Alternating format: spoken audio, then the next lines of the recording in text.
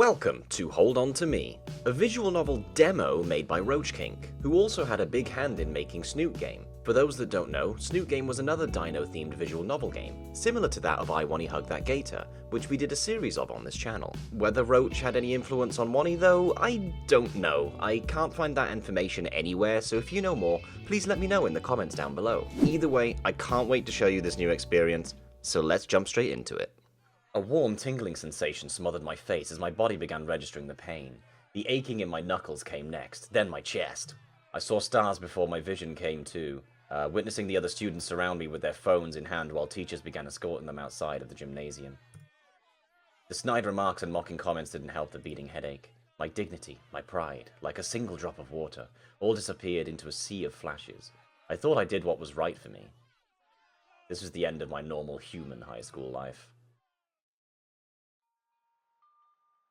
Ugh, it's fucking Monday, bro.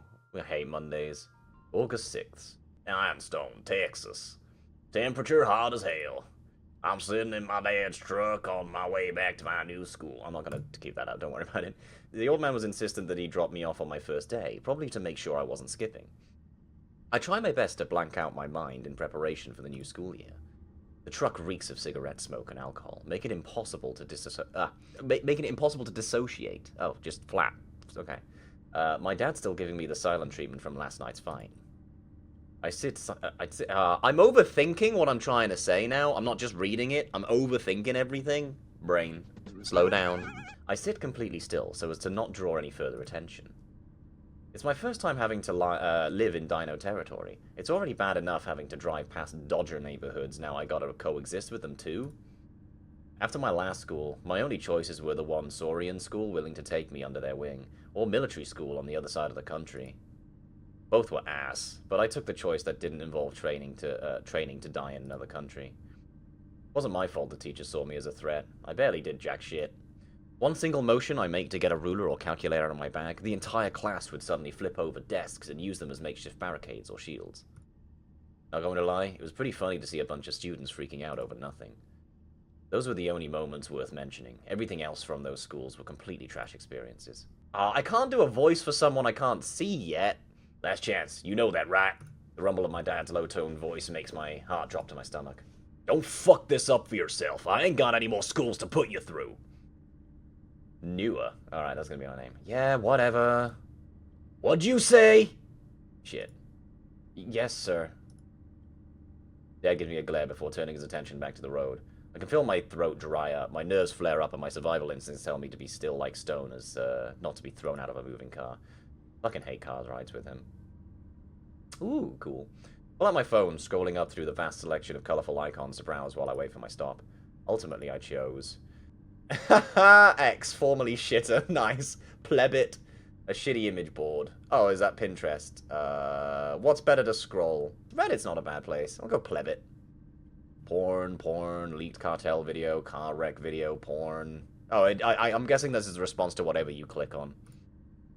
And there I see it, the school fight that's still circulating.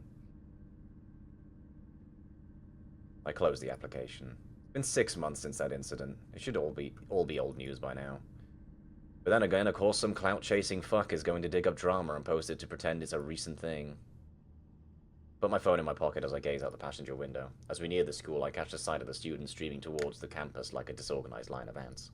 We pull up to the sidewalk, where a traffic sign marked student drop-off designates the area. My dad reaches over to open my door, signaling me to get out and embrace the new year. I step out of the car, slinging my backpack over my shoulder. Hey, I love you. See you at dinner. Slam the car door and I hear the gravel under the truck shift behind me as he drives away. Alright, Ironstone High. Let's get this over with. Okay. Cute. Hold on to me. With the MI. Got the same sort of vibe. Whoa, what? Oh. Okay. Alright, here goes nothing. Alright. Walking down the sidewalk towards the building, my eyes are immediately assaulted by the crowd of saturated hues, colorful enough to restore vision to a blind child. Holy shit, dude, I haven't seen you in forever. Yeah, I know, man, it's good to see you. OMG. Jekka, is that you? Megan, oh my gosh! The intrusive thought of walking the other way back to my apartment grew like an ever-present tumor. Whoa! Damn, hello. What are we doing for this dude? Oh, maybe just some sort of, like, dude. We're just like, yo, excuse me, coming through. My thoughts halt as one of the meteor dodgers runs right in... meteor dodgers. Is that a slur for dinosaur now, is it? Good lord.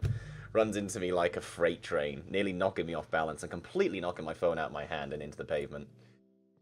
Yo, what the fuck, dude? The reddish-orange dino, a raptor, I think, sporting a wool jacket, twists his head over my fallen relic of a phone. Oh shit, my bad, dude!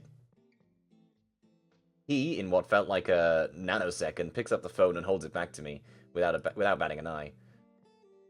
Alright, Pixel 3, got it!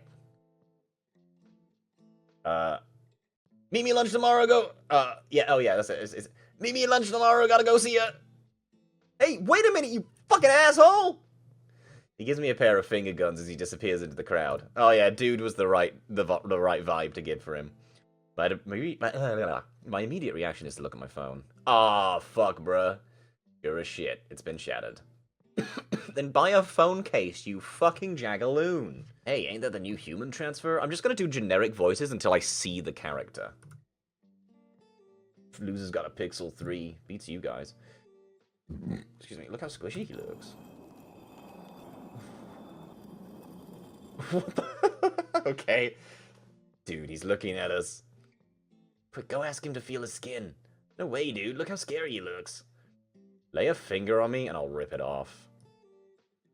Dude, let's just go. I turned back and walked towards the school, now noticing the majority of students staring right at me. Shit.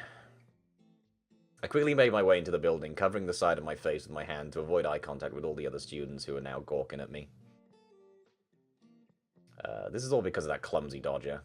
He told me to meet him at lunch tomorrow, right? I'll give him a piece of my mind then.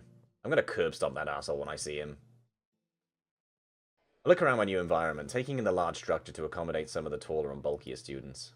The walls display the Texas flag, school awards, photos and clubs and sports teams, and real foliage? I checked the time on my phone, even with the cracks, I could still read it 6:44 AM. Damn, that's pretty early. I got a little over 15 minutes before class starts. I'm thirsty. I walk up to a nearby vending machine to view its contents. I don't usually drink coffee, but hopefully the caffeine in whatever drywall brand soda that's in here can get me through my day awake. I put my quarters in and zone out while watching the mechanism work its way through to deliver my drink. I ponder my current situation. 1 more year of school and it's on dino territory. I really screwed things up for myself. I might not ever see a human again. Clunk! Whoa. Beppis! I come to right as my chosen soda makes his way down the tube. Only for it to get stuck. Yep, that would happen. Whatever. Oh, hello. I pick up a light scent of lavender. I pick up a light scent of lavender. Right, these are going to be characters. Like, they're way too perfectly silhouetted to not be characters. I jump as a hand clutches my shoulder and a high-pitched voice follows. High-pitched, okay. Right, so I've got a... Alright, let's stretch. Excuse me, you must be the new account, right? You must be new account, correct? I still haven't seen the face yet, so the voice might change. Oh my god, she's adorable! I don't know who this guy is, but I'm not sure what... Has he got a Rizzler voice? What sort of voice would he have? Let's find out. No, she's gonna have an absolute sweet darling voice. Yeah, she's got the leg kind of like crossed over a little bit, so she's gonna be adorable. I turn my attention to the aggressor, a real T-Rex that towers over me. Oh, Jesus. Accompanying her is a shorter gator. Yeah, it is Olivia. It's like a male Olivia, you're right. Looking like a male model on the cover of one of those Mom's Vogue magazines. So yeah, he's gonna have to have like a deep Rizzler voice. He's even got the rose. Okay. Can I help you? Oh, we're with the new student council. I'm President Tiffany Rogers, and this is the Vice President, Diego Cordes. Encantado. Interesting to see a human up close. As the flamboyant Spaniard gives... Oh, he's a Spaniard. Oh, fuck. Okay. We're your welcoming committee. Seeing as it's you're the first human attending our school, we'd like to give you a tour. We were waiting at the front entrance, but I guess you didn't see us. Great. Not only is my plan to remain invisible completely out the door, I get the red carpet. Wait, she's a T-Rex, I think. If I stood really still, would she go away? Okay. Are you alright? Nope, not working. Gotta let them down easy. Don't need to cause a scene like a few minutes ago. Look, I'm really not interested. I'd rather just get to class. Well, that's gonna be a problem. The principal specifically wanted us to introduce you to the school, then escort you to him at the end of the day. Plus, the first day is icebreakers anyway, so you wouldn't be missing out on any schoolwork. You'll officially meet the teachers tomorrow. Come on, my man. Humor us in a walk and talk at least. You gotta be fucking kidding. Fine, whatever. Excellent! We'll begin the tour right away, and we'll even treat you to lunch afterwards. Since, We both turned to the vending machine. The bottle was stuck. The more I look at the condensation on the bottle, the more I felt my mouth dry up, wanting the sugary drink. Yeah, lunch sounds good, actually. The first destination was right back out the way I came. The oddly well-dressed Gator led the way, with Tiffany dragging me behind her as we exited the school building again. Here's the parking lot. If you got a ride, you could drive here. Alright, cool. Moving right along. Hey, wait! That's not all of the story. You gotta explain the history, too! So back in 1978, the school was in dire need of government funding. Unfortunately, the state government was not willing to help the school's improvement because of how little the student count was. So, with the help of the community, and tune out. I never had anyone talk so passionately about their school. Especially about a damn parking lot. We spent maybe an hour walking around outside of the campus, maybe more. Tiffany would take a stop in front of the vegetable garden and explain the rich lore of this important piece of the school's history.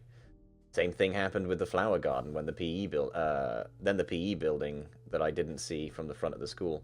A bunch of yada yada I didn't remotely care about.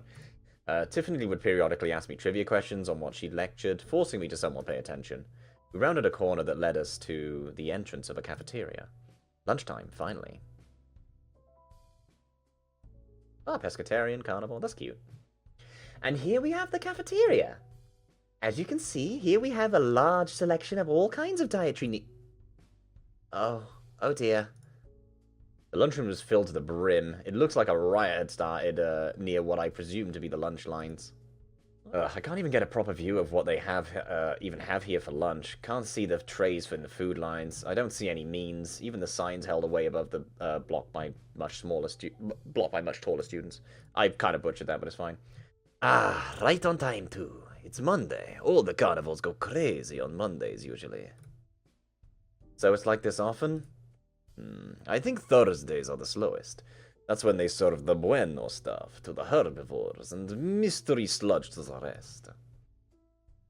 I'm not too desensitized to lunchtime chaos, but I don't think my previous schools were as much of a shitshow as this.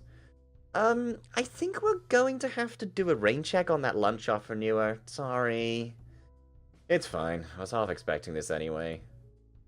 Maybe I could make it up to you with a granola bar, maybe? I think I'll pass. Okay, I'm hoping our student warms up. Why are the protagonist characters always shit? Sorry, I'm sorry. Like, Inko was already an egotist and whatever, but he was a little bit more tolerable than this guy is so far. I understand his backstory and we'll get into it, but it's like, so far I'm like, oh, dude, I can't be arsed with you. Like, the rest of the school building doesn't really feel that special. You had an abundance of doors leading into classrooms, as well as a few displays portraying things like parent-teacher conferences, sporting events, or artwork done by the students. The usual run-of-the-mill school decor. By the end, my head felt like it was steaming from all of this input. I'll be lucky if I can remember half of that until tomorrow. Diego grins and pats me on the shoulder, reassuring me. Don't worry your pretty little head, hermano. If you have any questions, you can always ask some of the other students. Most of the seniors have been here since freshman year, so they'll know their way around. The mere thought of having to ask one of those gawking idiots from earlier where my classroom is makes me shudder. Anything but that. Seeing my obviously freaked out response, Diego lets out a hearty laugh before offering me a fist bump. Yep, I think you'll do alright here, hermano. Just keep your head up straight and things will take care of themselves. That sounds oddly cryptic, but whatever. I accept the fist bump and try my best to force the corners of my mouth upwards. The result is a horrible mix of serial killer smirk and someone who tried to bite into a lemon. Oh God, is everything alright? Do you need to go to the hospital? Please just make this end already. Ooh. We make our way to the conclusion of the tour, to the principal's office. Despite my best efforts to exit the situation, they always seem to come up with some excuse that would pressure me to keep following them. Halfway down the hall, I could hear some sort of pitter-patter approach. Good lord. Whoa! Before I could turn around to look, a force knocked me from my feet. A blur of green and grey flashed past my eyes. God damn it! Nua? Are you alright? No! Fuck no! This is the second time this has happened! It's this little... I turned to point my finger at the source of the agony, but alas, I was pointing at a large crowd. If someone is bullying you on your first day, I'll help you to get security involved.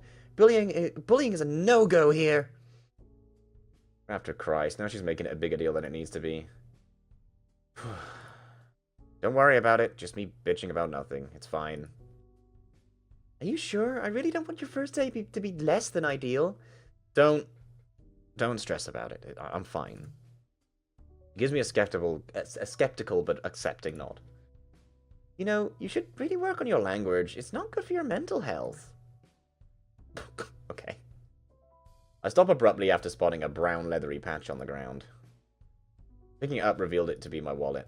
The poor sucker must have slipped this out of their pocket by accident. Oh, a wallet, not his wallet. Okay.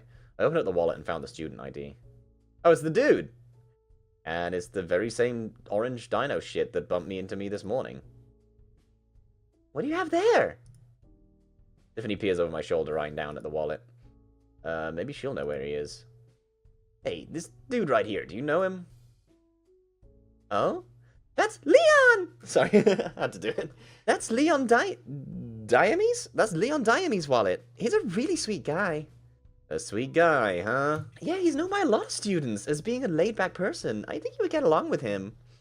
As a matter of fact, why not give me that wallet back to him? Or why not give that wallet back to him?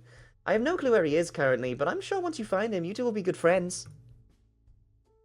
Ah, alright. She heads in the other direction, towards the principal's office. Sweet guy? Yeah, right. God. I should have that with... I should have every right to just take the money and buy myself a new phone. But then again... Give me a lunch tomorrow, I gotta go see ya. What's he even planning to do when I meet him at lunch? Is he really gonna pay me back? I don't know. I don't know how. I think I'll just hold on to the wallet until then. Fair enough. Here we are, the final stop. Cool, thanks. And Nua, please, if you ever find yourself needing any help, please don't hesitate to find me. Yeah, I got it. Thank you. Both Tiffany and Diego wave their goodbyes and part their separate ways. Here goes. Firmly grasp the door handle, mentally preparing myself for whatever the principal has to say. And then I swing it open. Whoa! What a crib! This looks sick! My attention immediately draws to how ornate the office looked. It was like a rich, suave cabin in the woods. The contrast between the school and this room alone made me wonder if I'm even in the same building. There's even vines that run along the walls of the room, and... Wait, the vines are moving. Here we go again! It's Liz 2.0. Alright. My eyes move towards the middle of this scenery. A thin dinosaur with an elongated neck that is dwarfed by the novelties surrounding the room. Hey bud, give me a second, will you? I'm grabbing something. I don't know what sort of voice to give for him. I haven't got any sort of face to a name, so we'll have to see. Where even is your hat? Right here. Oh, Jesus. Okay, let's have a look-see. Shit! Mr. Lance, okay. Oh, shoot. Sorry about that, bud. I finally got a good look at the principal, and in his mouth was a binder. Noodle neck! This is so weird to look at, I'm sorry. I loved Liz, but I don't like this. This feels weird. Alright, sorry about that, Mr. Count. Come in and kick back for a minute. Kick back? How fucking old is this guy? I walk up slowly like I'm approaching a tiger. The enormous cushion almost devours me as I sink into it. There's a brief pause before the principal speaks up. So, how do you like the school so far? It's alright, I guess. Sorry, I didn't quite catch that. Is there something wrong? Why do you even care?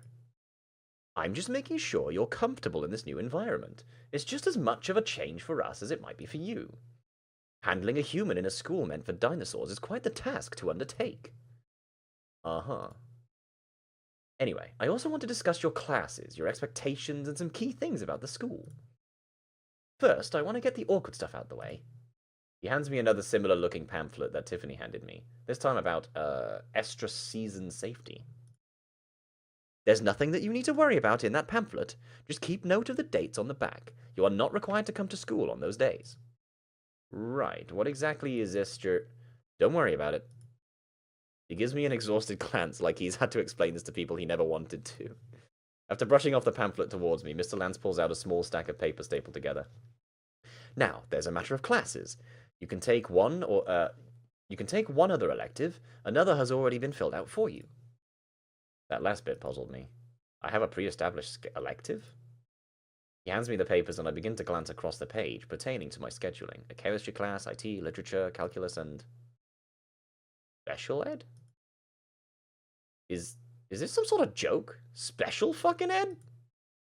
Ah, yes, that's your counseling. Do I look like a fucking oh my god, okay. I don't need any therapy sessions. Oh yeah, clearly, dude, you're doing absolutely swell so far. Look at the facial expression that says it all, mate. What is it to you, anyway? You only got me for a single year. I don't need to be looked after like a toddler. Principal just sat there looking at me, waiting for me to finish my rant. He's done this before. Are you done? All I can do is stand there, mouth ajar. This usually turns into an hour-long argument like so many others, but he's staying calm. I sit back down. I know about the video, Mr. Count, and I have to be completely honest. I don't know what happened that sparked that fight, and I do not wish to know. In this school, we believe everyone should be given a second chance. Even a third, maybe even a fourth. As many times as it takes for someone to become a stellar person. I've dealt with people like you. People like me? The fuck is that supposed to mean, huh? You think I'm just some waste of skin, some sort of reject? Well, fuck you! I don't need to prove anything to shit-eating, inferior media Oh, Mr. Lance shoots me a soul-piercing glare. The atmosphere turned stone cold. His sharp gaze was enough for me to close my mouth entirely. His following voice became much more menacing. Yeah, you definitely don't need therapy, mate. You're chilling. That, Newer, is exactly why I have enrolled you in counseling sessions. Behavior like that will not be tolerated. Do I make myself clear? I barely manage a nod. As I was saying, I know people like you, people who are complicated, trying to deal with their own issues. I've had my share of tough days as well, especially at the same age as you. No one is after your blood, Newer. There's a reason why you were happy to enroll you in our school. You'd be surprised at how many of our fellow students are suffering through their own problems, and they're taking their second chance at life. You're not alone. You're free to leave. Go home and prepare yourself for classes tomorrow. I rise from my seat, staring at my shoes as I walk out the door. And Newer, make your year worth it. I believe in you. Cool. All right. The hallways were completely silent aside from my own footsteps and the echoes of distant classrooms full from rowdy students. I feel awkward pacing the halls while class is still in session. It's like I don't belong here. In the hallways, I mean. I'm not some sappy shit, because really, I don't belong here. A lone skin-bearing human in a... Fuck me, I'm being sappy. Damn it, Newer, you're a man. Act like one. Stop being such an emo loser. Man, you really gotta find a better taste in music. Your whole Snootify playlist is just sad shit, man. Find something better. With the fit you have right now, you probably would look good in a Linkin Park music video. Pummel my forehead with the palm of my hand. Man, the fuck... Whoa! Major fracture detected. HEV suit. I tumble backwards and land ass first on the flooring. Not again, bro. A warm stinging sensation runs up my spine as I cringe trying to endure the pain. God damn it, this is the third time today! Ah, fuck. I struggle to stand using the handle of a nearby locker to pull myself up while I clutch my rear. I think I chipped a bone. What dog water luck I have today. Then I get a better view of the other saurian around the corner. Whoa. Okay. Wings on his... Oh, okay. So this dude's gonna have a gruff voice, I'm guessing. He's gonna be, like, pretty hardcore. Whoa, that is sick. Anyway. Wings on his forearms. Weird spike thing on the back of his head. He looks like a pterodactyl, I think. Yeah, probably that. He's leaning on the wall with his back towards me, his short tail practically tucked between his legs. Guess he fell right on his ass, too. I would have been fuming right now if this were deliberate or just ignorance on his part, but it's impossible for either of us to notice each other around the corner. Can't put the blame on anyone for that. I offer my hand to the Taro. Dude, you gotta watch yourself, man. Taro slaps my hand away, getting up himself. Fuck off! Don't you know who? Maybe not that deep. Yeah? Oh, okay. Oh, we're cycling through expressions. Oh, okay. Fuck you then. Back in my dad's truck yet again. We take a path less taken on to our apartment to avoid the god-awful traffic the city was known for. The constant creaking of the massive hunk of junk still leaves me slightly fearful of the imminent danger of the car collapsing on top of us. I'm only feeling a bit more at ease thanks to Dad appearing more relaxed than he was this morning. Ah. They're down at the cover of the pamphlet that Tiffany handed me this morning. The design is intricate and complex for what it's worth. Even all the information about the clubs and schools events is immense. It really tries to sell you on the idea that the school will enrich your life, and your future will be meaningful if you come to attend and spend your tax money on this dumbass school. It's so dumb. All of this effort on a worthless piece of paper. You're taking the bus first thing tomorrow from now on. Yeah, got it. I crumble up the pamphlet and shove it into the cup holder, which Dad gives a brief glance before turning his attention back to the road. I got a good feeling about this school. I don't give a shit. It's just another school. Language! I know you aren't a kid who's been getting keen on making it big, but at least try for me. I know you can do everything you set your mind to. I've seen it countless times. You're sabotaging your own future by getting into these fights. I just don't want you to get I just want you to at least try this time. Yeah, right. Try yet again for the Xth time.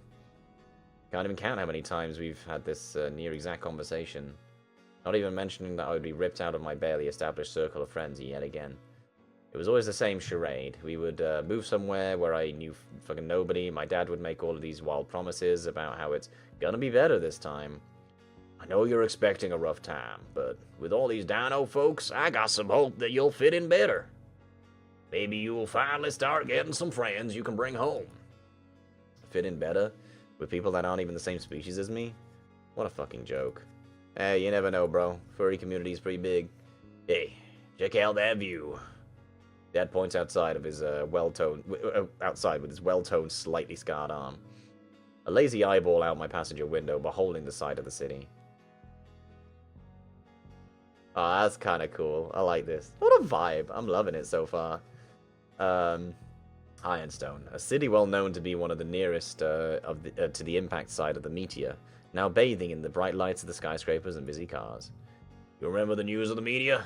We were all scared. We all thought it would be the end of our lives, our futures. People gathered here to make amends and just watch the meteor crash into Earth. You know what? We're still here. We were given a second chance, but at the same time, we all live once, man. Just promise me you'll make your last year count. Yeah. Sure. Cute. I love the little comic strip stuff. That makes it really cool and unique. Based. No desk, but wait, you know, you make it work, don't you? The rest of the day flew by in a flash. Before I could tell, it was already well past 7 p.m. Dad's already fast asleep on the couch, ready to get back up to go to work at the ass crack of dawn. I'm settled into my comfort clothes, a sip of spicy noodles in hand while watching adult cartoons on my computer, sitting in the dark in the corner of my barely slightly lived-in bedroom. I get through about halfway through the video until I'm bored, and then I start clicking through the recommended section. Clip after clip I sift through, only giving each one about 30 seconds of my time. Then I see that fucking school fight had made it deeper into the algorithm. I click it. Video is unavailable. Thank God. The video got blocked by regional locking. I breathe a sigh of relief knowing that none of the other dodgers besides the principal knows about my past. But still, I wonder. Through a few clicks, I activate my VPN. The shitty free version of the VPN slowly refreshes the page. As long as it works, I'm good. The video loads back up, it auto-plays, and I can see myself hitting the ground harder after being punched squarely in the face. School bully gets his ass handed by a victim. Oh. Go down to the comment section. Maybe someone can question the context of the video. Maybe someone from that moment would know the truth behind it. Please give me something. Deserved. What a shithead. Lol karma. Right, so he's considered the school bully. Okay. Whatever. They don't know. They don't know anything. They don't know what happened. They don't care either. They just want to be on the side that's winning. On the side of the oh-so-helpless victim, standing up for themselves while the other ship sinks. Well, fuck them. Fuck them all. It's Tuesday, innit? The familiar yet annoying screaming of my alarm sets off. My fingers struggle to find the snooze button on my phone while my eyes adjust to the dim light of inside my room. Day 2, and I'm already sick of this shit. Rubbing my eyes, I attempt to pry myself from the comfort of my worn bed. Looking around my minimalist room still leaves me uneasy. The furniture I was supposed to unpack yesterday was sitting in the corner of my room, still very much unwrapped in the plastic it arrived in. Only my mattress, my PC, and whatever bags of my clothes are lying around. Honestly, I never minded my room being messy. There was something about the disorder that made it easier to live in. After what felt like an eternity, my legs stopped feeling like they were filled with lead, and I could roll off my bed. Stumbling past the small pile of t-shirts, socks, and underwear that I dumped on the floor haphazardly, I grab a fresh pair of socks and a new t-shirt. Well, new would be an odd term to use, since it was a carbon copy of the exact same shirt I was wearing right now. Whenever I see people wear a new shirt every day, I'm just baffled. Why go through all that work when you can just buy one shirt that lasts you like 30 times and be set every day? Oh, buy one shirt you like 30 times and be set every day. Right, okay, no more debating on what to wear. It takes too much time and thinking. Ultimately, I gave up on trying to find an answer to this question, and instead just focused on getting ready for yet another day of hell. Mom and Dad were already gone by the time I went outside my room to eat breakfast. By this point, it wasn't a surprise anymore. I can count on one hand how many times we had actually shared our breakfast, like a normal family would. But it would be absurd to claim that we were a normal family, so it didn't bother me that much. Still, the slight sting on my chest every time I would wake up and find a completely empty house just fucking sucked. Not for me. I love that shit. A note was attached to the fridge. Made you breakfast and lunch. Yeah, made you breakfast and lunch in lunch to take in case the food at your school isn't great. Love ya, Mom. That was something at least. I was so used to skipping breakfast by this point, I honestly didn't feel very hungry, but I decided to take a few bites of the eggs and bacon sandwich my mom made wouldn't kill me. Bro, your mama made you an egg and bacon sandwich to start your day. And you're like, whatever, I guess I'll eat it. Like, oh my god. I'm like, you ungrateful swine. That way I'd have at least something in my stomach. Maybe it would make the day a bit more bearable. Yeah, absolutely. After searching through my bag one last time to make sure that I had everything I'd need for today's subjects, I pocketed the house key left in the small tray next to the door. Something catches my attention as I'm about to leave. The small brown black leather wallet that the Dodger from yesterday dropped. I hesitate before stuffing it into one of my many pockets of my jacket. Day at lunch, huh? Let's see how things turn out. I finally disembarked the stuffy bus and onto the sidewalk of the school for the second time. Still the same side as before. A blend of hues all colliding in no rhyme or reason. I don't think that's right English or correct English, but whatever. Clumsily tumbling through the front doors of the school, yet still no sign of an orange one. Surveying the building, I've secured a more discreet entrance, the side doors, to penetrate the school's strongest defenses. Those being the other students colliding into each other and forming an impenetrable wall in the front of the school. Making my way inside, I pull up my own schedule on my phone. First off is chemistry. The thought of having to learn the properties of different chemical elements seemed rather stressful. But maybe if I pretend I was an alchemist or a wizard making my own potion of 3+ destruction, I think I'll at least have some fun with the class. Man, I'm a nerd. Can't let the ops know I fuck with spellcasting. On with that. Get over yourself. Next class is literature. Ugh, the irony, I stumbled on that one. Luckily, it wasn't far from the lab. I never cared for reading or anything, but I can appreciate some smart writing. Just as long as we don't get into groups to discuss why the sly fox jumped over the lazy dog, I'm good. I take a seat at one of the tables in the back, then... Oh my gosh, Nua! Well, I was. I snapped my head to Tiffany, who was sitting near the front of the class. She's beckoning me to come sit next to her. After Jesus, why? Because she's fucking hot and really cool, and she's cute, and she's been everything to you to try and help you settle, and this is how you treat her! You bastard! What a nice surprise! I didn't know we're sharing the same class! Yeah, what a surprise. Something wrong, Nua?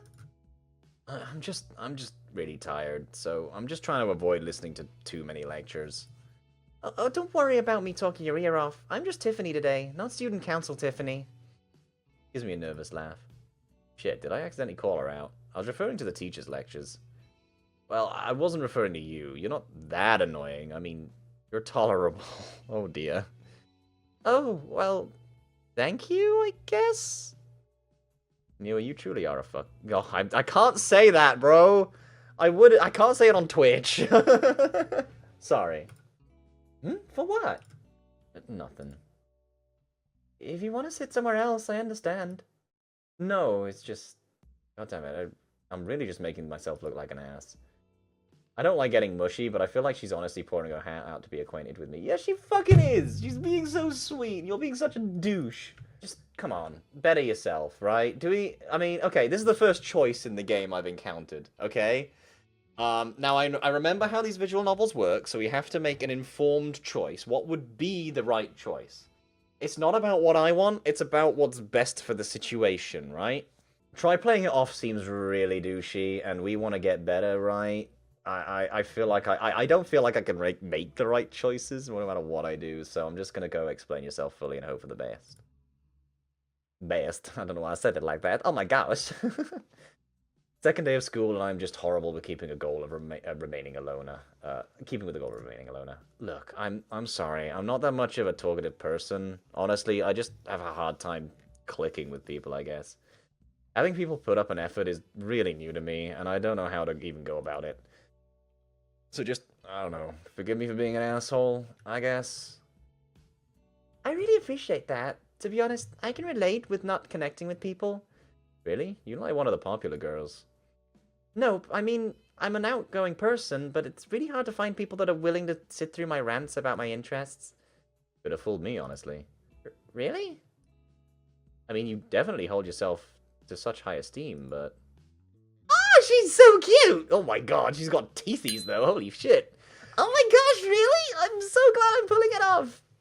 Wow, this is some gnarly-ass teeth. I guess I've never seen her open her mouth that wide. Suddenly, she snaps her door shut again, taking me out of the trance. Oh darn! I'm sorry. I'm really sorry. She starts covering her mouth with both hands. Her face shows a lack of embarrassment. A lack of embarrassment? Oh, I don't remember what I read. My bad. I really hope my teeth didn't make this weird. Your teeth? Dude, they're fucking sick. Aw, yeah! I think I made the right choice here. Ain't no way. Let's go. Is there any, like, one... Okay, we're just gonna play through. I mean, I don't know. It's like Snoot Game has that one character that we sort of simped for. Gator Game was about the gator. That much was obvious. So I don't know if there's some sort of, like, romance story here, or we're just going about the way, you know. Sick in a good way. Wow, they usually scare people off. That's why I don't smile much.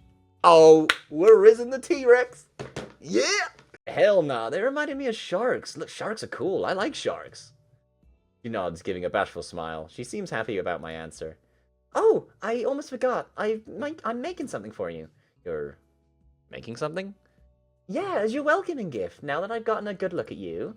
What does she mean by... What does she mean by that? What does she mean by that? She shifts through her bag, struggling to look for whatever she wanted to obtain. Come on, where is it? I get a better look at her bag. It was a satchel, covered with buttons on the side. Some I could pick out being UFOs, aliens, even the Predator. Aw, cool. She's an adorable nerd. Okay. The late bell finally rings out, and the teacher comes walking in. Oh, man. I'll show you later, okay? Door slams shut with a surprising amount of force. Mr. Misha. Okay. Okay, is he Russian? I don't know. Welcome to English lecture. I am Mr. Misha. Remember it well. The English teacher that's Russian. Let's go. Lunch? Maybe the guy is still here. I clench his wallet in my pocket, making sure I've still brought it. Alrighty. I make my way to the back of the line. Yo, he cool. I like him. Sure enough, I see him a few feet down the line looking at his phone. He looks much more angry, sad, more upset than when I first saw him. He didn't sit right with me. Didn't feel natural. I think of how I want to approach this. Hand him back the wallet first. Call him out. Ooh, that's an interesting choice. But then, you know, we have to remember our protagonists are usually kind of morons. So they don't end up doing what you intended to do. You get all these dialogue options, and the others are all mean, and then you get one that says hello, and it's like, oh, how do we want to introduce ourselves? Oh, let's go with hello. Let's just keep it neutral, like keep it chill. Hello, bitch. I hope your whole fucking family dies. It's like, what was this? Huh? Why was this the option? It just said hello. Cool. Wallet it is. All right then. Hand him back the wallet first. Yeah. The wallet's probably what's causing him to look so down. Probably felt the immediate karma after breaking my phone, even though it was most likely an accident. I don't want the start of the year to start the year off with enemies as well. Okay. He's a cool design. I like him a lot. I walk up to him, asking the people in front if I could just move up first. I have the wallet ready in my hand. I'm terrible at telling what kind of dinosaur he is, let alone anyone I've met so far, minus maybe literally like 3 of them. Orange dude? This is your wallet. The Dodger's eyes light up as they look at it onto his wallet, then immediately snatches it back from my hand.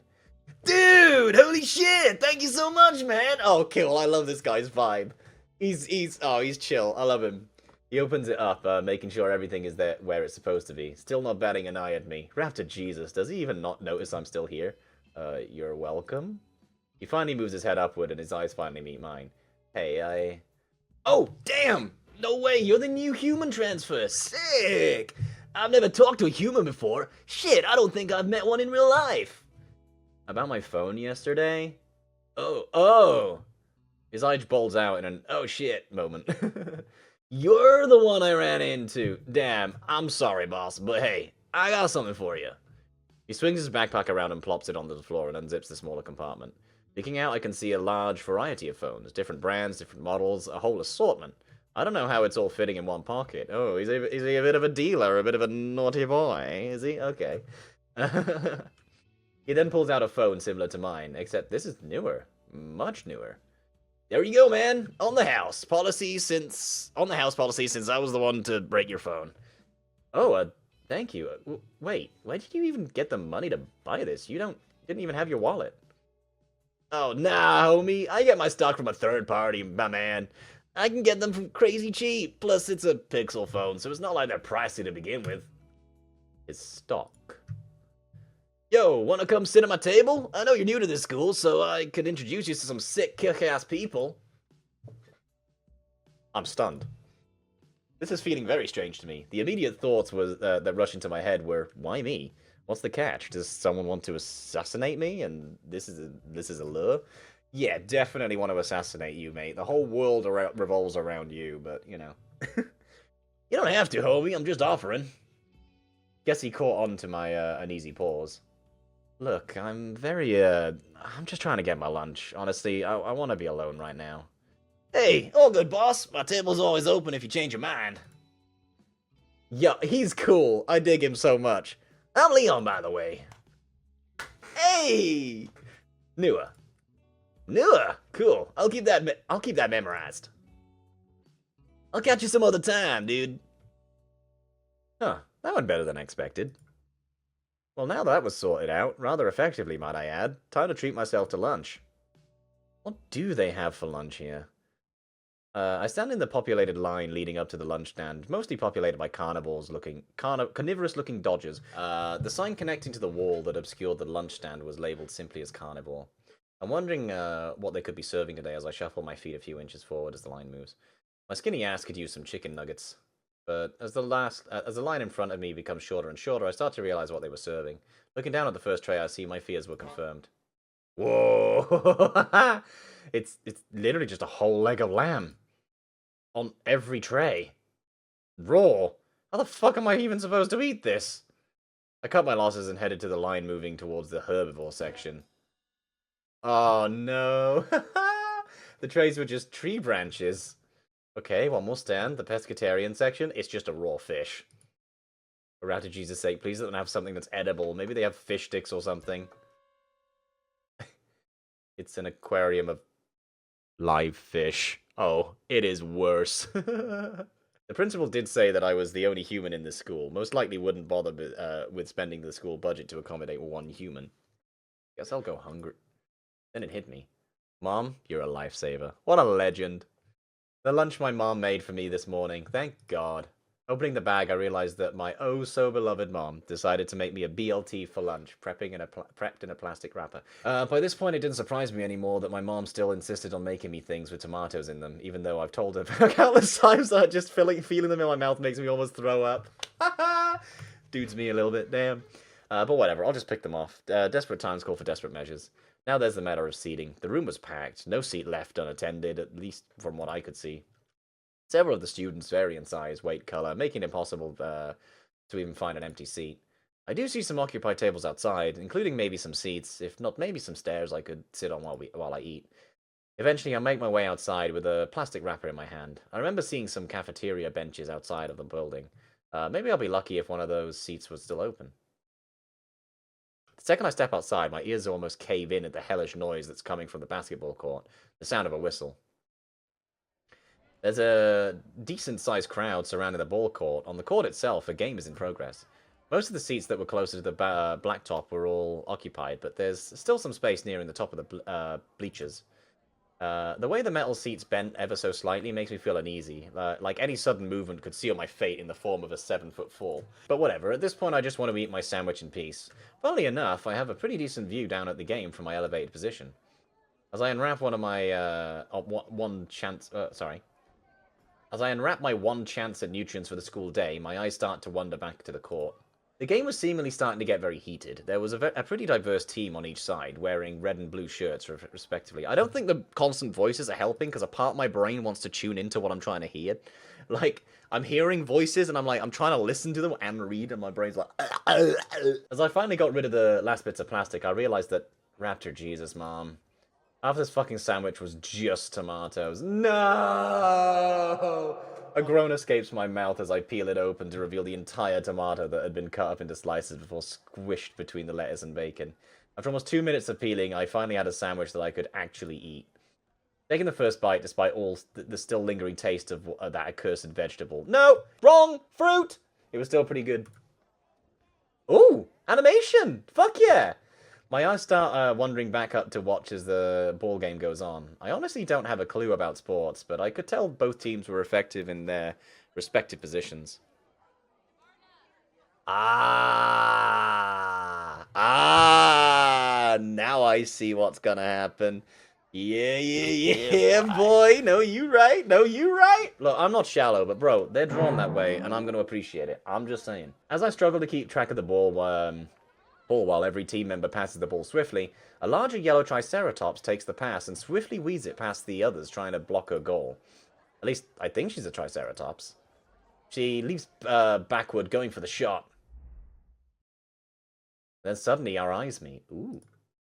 For some reason, it feels like the whole world just stopped as I studied her face for the brief moment I had. The way her eyes, wide eyes sparkled as she stared at me. What about that look felt so different? Oof! But before the moment can last any longer, I watch as she completely misses her shot and lands right on her ass. For God's sake, stop. The ball gets wedged between the hoop and the back panel. Even though it sucked for the team, I couldn't help but chuckle. I mean, come on. That's gotta take some luck to get it wedged in there like that. I turn my head back to the girl, still sitting on the ground. Oh, she's blushing. Ooh, okay. She's just holding her stare at me. Her stare. I shouldn't be bothered by it, but for some reason it's off-putting. I began to ponder as I studied her expression more. Then it hit me why this felt off. Everyone I've met looked at me in a negative way. I was always either pity, disgust, or contempt. But this was different. I've only ever seen this kind of expression in movies. The only word that comes to mind was wonder. Ooh. Okay. Even after the whistle that causes the team to retreat back to the bleachers, those blue eyes were still locked on me as she clumsily walks back to her seat. Feels strange. I see you've taken a liking to our women's basketball team? Jeez, how are these dinos so quiet? Yeah, just watching them practice. You know, this team has won many awards for our school. It's one of the best high school basketball teams in the state. Uh-huh. I turned back to look and see if that girl is still looking at me. Sure enough. Okay. Why is it playing this music with an image like that? Okay. Just watching them play, you can really appreciate the art of the sport. Ah, yeah, dude, this guy is fly. I like him. Diego strides in front of me, making extravagant poses as he gestures to the team down below. Oh, that's so anime, bro. Come on. What? Hey! Their passion, their vigor, their form. Truly a battle of strategy and endurance. What the hell is he talking about? I'm having to lean side to side and try and get get another glance at the team, but I'm blocked by Diego's massive motions. God damn it, move! What, is your seat not comfortable? Why are you moving like that, hermano? Damn it, I can't see, dude. Oh, dearie. Oh, how arrogant of me. Who am I to distract you from the fine performance to be put on display? Can you just shut up for like 1 second? Look around the courtyard. The team that had already dispersed was heading back inside. Outside of the Triceratops. Is there an issue? What troubles you? Nothing. Just saw someone. Oh, do tell, mon ami. Tell what? Already the second day and you've met love at first sight. That's a word of all time of shit. Nonsense! I've witnessed it so many times before, hermano. Can you stop calling me that? Every bud must blossom into a beautiful relationship in this tree called life. Like the legends as old as time, two lovers destined to meet eye to eye. But alas, the Star Trek lovers must overcome the obstacles before them to finally be together truly. Much like the harrowing tale of the lovers of Truel, or the tragic legend of Romeo and Juliet, there comes... I can still hear him ramble on from a distance, and I can also see a small gathering of students around him, intrigued in whatever he's babbling about as I'm walking back inside. I'm still thinking about that weird staring trigger. That weird staring trigger? Is that a thing? Is that a word? Why do I read that and just be like, trigger? Is that a word? Whatever, I'm using it. Okay, right. Well, that answers that. Was she even a Triceratops? They're supposed to have the crest on the back of their head, right? I guess she was wearing a beanie, but shouldn't it be shouldn't it be big as hell, more noticeable? Never really paid any attention to dinosaur species. I could be mixing her up with something else entirely. Still, just the thought of that stare causes the small hairs on my arms to stand up. I don't know how to feel about it. What was the deal? I've just never seen a human before, it's intrigued. Math class comes around, by far the bane of my very existence. The teacher is already inside, writing some equations and formulas on the board. I take a seat at the second row from the back of the class. Good rule of thumb is to never sit too close or too far from the front. Good way to get called out for a random problem that you have had no idea how to solve, therefore making you look like an individual in front of the whole class. I don't have an issue saying the word, by the way, I just don't want to say it on stream, that's the issue, and plus I don't know if YouTube would allow it if it became a video, so... I see 3 other students gather at one desk. The one occupying the desk looks familiar. Wait, isn't that the orange dude? He's handing one of them something while the teacher isn't looking, a small red rectangular object. Alright, class, get your seats. The other 3 students quickly get back to their seat as if nothing ever happened. Now I'm curious. I quickly swap my current seat to the empty seat in front of me so I can be behind Leon. Are you sure you're comfortable with your seating? Because that will be your seat for the rest of the year. Now hold tight while I grab some water. Now's my chance. I lean in to tap Leon's shoulder. Oh shit! What's up, my guy? You a plug? Hmm? You just gave him some fen, didn't you? What? Fuck no, I don't touch that shit. Stuff's for losers. But I'm glad you asked. Yeah, okay. Something about that vibe, dude. I love it so much. Leon opens up his backpack and the inside of his jacket simultaneously, revealing a plentiful amount of goods like electronics and candies. Oh, that's cool as shit. He's just a dealer of, like, that's a DS XL. He's got an old phone, new phone. Yeah, it's a lollipop and some sort of, like, sword prop thing. Yeah, what? Yeah, what are you buying? Yeah. Wait, he's called Leon, and he's, what are you buying? Nah. Alright, okay, I dig it. I love it. Alright, dude's a Resident Evil fan. Let's go. Alright. Anywho. What are you buying?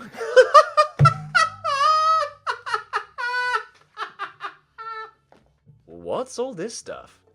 My goods, refurbished phones, some snacks from my hometown, and the crowd favorite, Ben Bendo's 3B. Oh, okay. I get it. Ben Bendo's 3BCs. Want anything? I can hook you up. Nah, I'm good. Fair enough, bro. Hey, I'm still wanting you to come and hang out with us tomorrow. I'm bringing something for everyone. Maybe. The teacher steps in and shuts the door, placing his mug of water on the desk. Sorry, it's purple coloring, slightly sort of androgynous hairstyle. I assume female, but yeah. Alright, let's get started. While the teacher writes some simple formulas down on the board, Leon leans in towards me for a whisper. Give me your arm. I want to test something. I do so reluctantly, wondering what intentions he has. Leon then grabs my wrists and wraps a bracelet on. See that tag? Pull it. I notice a very tiny tag peeking out below the bracelet. Pulling on it unveils a small slip of paper with some pre-written formulas. Excuse me. Dude, this class hasn't even started. How are you making stuff like this? Gotta prepare ahead of time to make sure my methods work. Yeah, but how did you even get these answers? Google. Hey, no talking in class. Yeah. Rest of the day went by in a flash, at least for this build of the game. Oh, okay. Clever little plug. I see you. And I went home with that girl on my mind. Oh, yeah. It's Wednesday, my dudes. Day of the prep rally, just as usual. You never know that there was a prep rally until the teachers start ushering you into the gym. I don't know what this is, but whatever. At the very least, I'm getting used to the morning routine. I've mastered the route enough for me to get in a few minutes of sleep before school actually began. The gymnasium is huge, and the AC is kicked to the max, which bypasses my favorite thin jacket. I take my seat somewhere in the back end, closer to the window and away from the crowd. I can get a better idea on the school student count as I watch the crowd pile in from below. Viewing the exaggerated color schemes of everyone made me feel weird. I recall my freshman year, watching the students flood into the gym and seeing the different flavors of students. The nerds, the preps, the jocks. It's the very same scenario, but I feel way more isolated. Yo, Newer! I'm pulled out by my thoughts by a familiar voice. Form the corner of my eye. Ooh! I see Leon sit down beside me. What's good, man? Things been alright so far? Hey man, it's Leon, right? I awkwardly shift in my seat as the orange dino's face lights up in excitement. Yeah, dude, that's right. Got it memorized. I love this dude so much, man. He leans in and taps his temple with his finger. I let out a small chuckle to try and make the whole thing a bit less awkward. I obviously understood the reference, but I really don't want to end up being caught geeking out over JRPGs. JRPGs? Especially since no one seemed to have me in their crosshairs yet. JRPGs? As a reference to a JRPG, the tapping of the forehead? I thought it was that, the I don't know how to describe it, like, you know, like, the black guy meme? I don't know, he just sort of, like, leans forward and taps his head like, you know. By the way, how's that new phone been working out for you? Saying a quiet thank you prayer to Raptor Jesus for Leon's sociability. I start getting a bit more comfortable in our conversation. Really good, actually. I'd never had a phone this fancy before. Those phones aren't that hard to get a hold of. They're more budget-orientated. Also, I personally don't trust Google stuff here. So, I don't personally trust Google stuff. Here, check out my phone. He pulls out a phone from his back pocket, a much more pricey model that also came with a stylus. Getting a look back at his home screen, I recognized that the OS the phone was using was not the factory setting. He modded a whole new OS onto it. Dang, you into modding too? Nah, I got this refurbished online. The guy told me this phone had something about privacy. It's Calyx OS? It's an open source and lightweight system that's installed by a lot of modders to maximize storage, usage, and performance. Pretty cool stuff. Well, shit, here I am geeking out over phone tech. Thankfully, Leon just chuckles and continues the conversation in a light-hearted manner. Dude, you lost me at open source. I only knew it frees up storage. Damn it. Yo, you ever seen this video? Oh no, is he about to show him? Oh, I love this. That's so cute. I don't know. I just love seeing them from different angles and stuff and like interacting like differently than their PNGs. You spend the next 15 minutes or so watching nearly 20 gigs worth of crusty shit post screenshots and handheld camera footage while he explains the context of each one.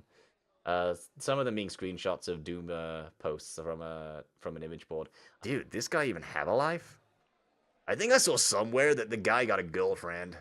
How the fuck does he manage that when posting stuff like this? The ironic thing is, he got with a rock star, someone with actual talent. It's all hearsay, though. That's just upsetting. A dude that constantly posts on a shitty image board manages to get a girlfriend, and I never even hugged a girl? Well, not like I had intended to date, so I can't be mad at myself for it. A loud whistle can be heard on the ground floor. A drum assembly begins marching into the gym, pounding on their strapped-on drums and jiggling their drumsticks. That sounds like such a fucking euphemism. Soon after, the whole band begins to play. The loud music begins to make me feel uneasy. I can feel the sounds of the brass instruments rock my eardrums. I'm dragged back into memories that happened almost 10 years ago. Excuse me. Back then I was a measly 8-year-old, when my father decided he should take me to a small concert venue that belonged to one of his old friends. I was glad that Leon was too busy still staring down at his phone to realize that my hands were clenched into fists. But before I could overthink it anymore, the music abruptly stopped. Leon looked up from his phone to look down at the band, who had now formed a straight line. Ah, check it out! They're about to hold their speech! They do this whole thing every year. You'll get used to it eventually. Actually, I won't. I'm only here for this year, remember? Leon's enthusiasm died down as he realized the error. Having lost the wind from his sails, the moment suddenly became uncomfortable again. Oh, shit. Here comes Madi's squad. Madi? Oh, here we go. Look down into the ball court. Okay. Sure enough, the team that I recognized to be the basketball team from yesterday were running into the court, each one dribbling their own ball. She also had a number 1 in the shirt, so it's definitely going to be... I'm pretty sure that this dino girl that we're into, in commas here, is going to be Madi, because she's number 1. The percussion players roll up their drums to the upbeat rhythm of the Swift team members, shooting for the hoop at impossible ranges and angles. Some use a trampoline to score a backward shot, some doing backflips. And there I see their last player, the yellow Triceratops. She must be the final act. Dunk! Crash? Damn! Oh wow! Wait, well, I thought they were booing. Glass dust scatters across the... Glass dust scatters, that's hard to say. Glass dust scatters across the floor. The larger shards shine and reflect the gymnasium lights. Whoa, let's go, Madi! Damn, Leon's interest perked up. Guess they're either close friends or she's a really popular girl. So that's Madi, huh? I look back to the yellow Triceratops on the ground floor. She looks like she's looking for someone in the crowd. Oh. Oh.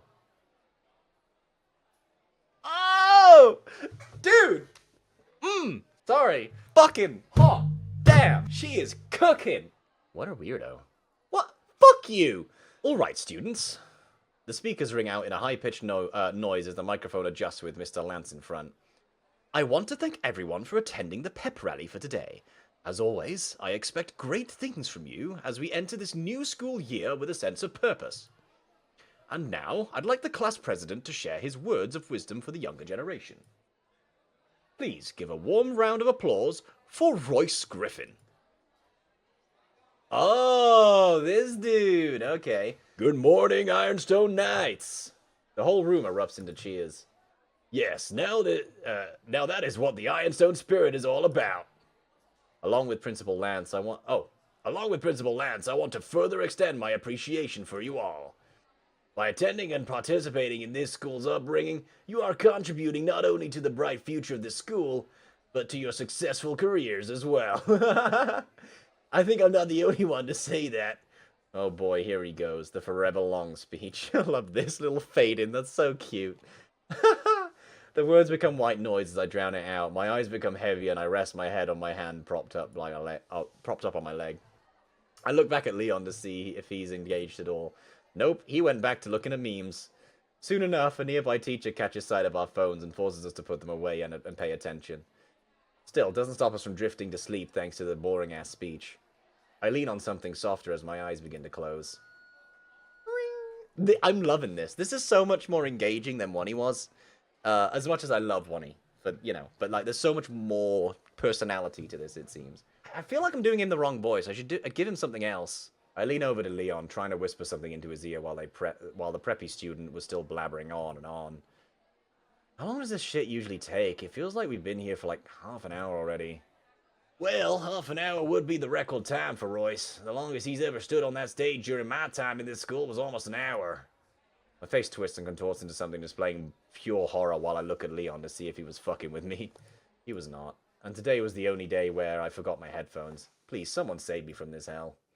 After another 30 minutes, which I counted while looking at my new phone's clock, he finally finishes his speech with a bow. I have no idea if he thought it would look elegant or something, but all it did was look goofy.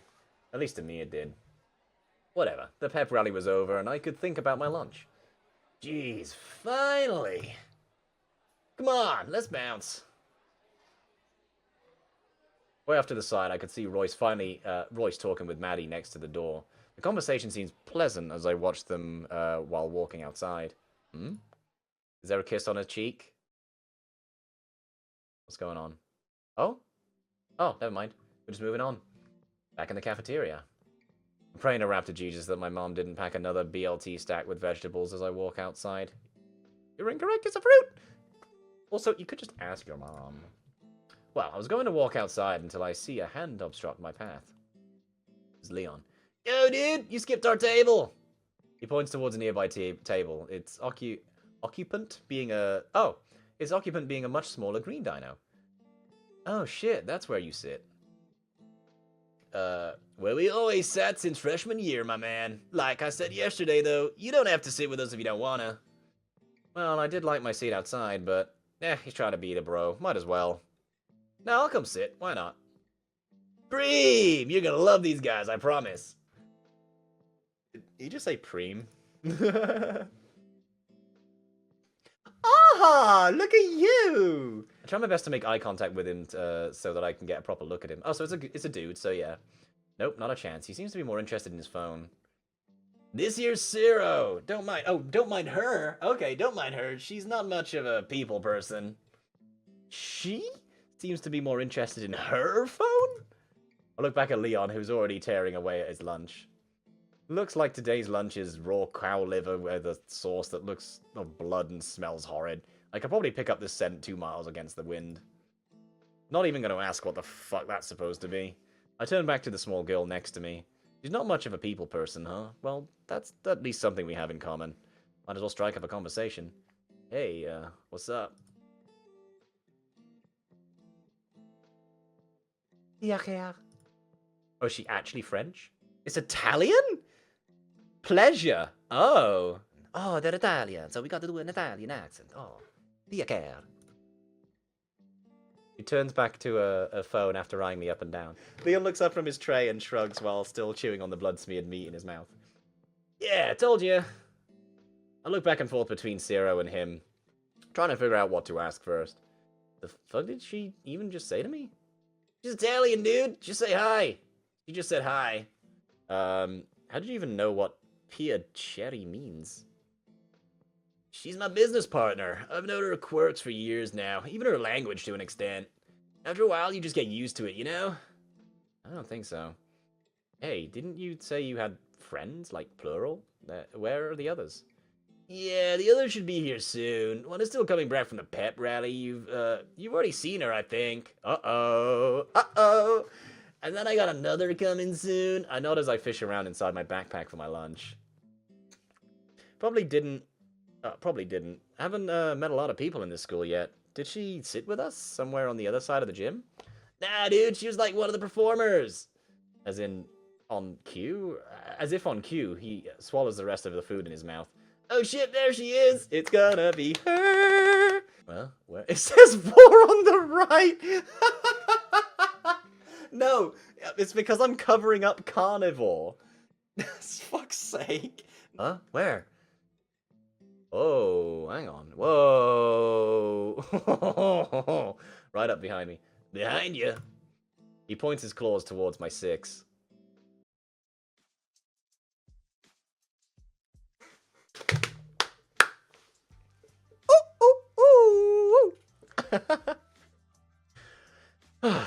Oh, she big. Okay. Oh, dearie.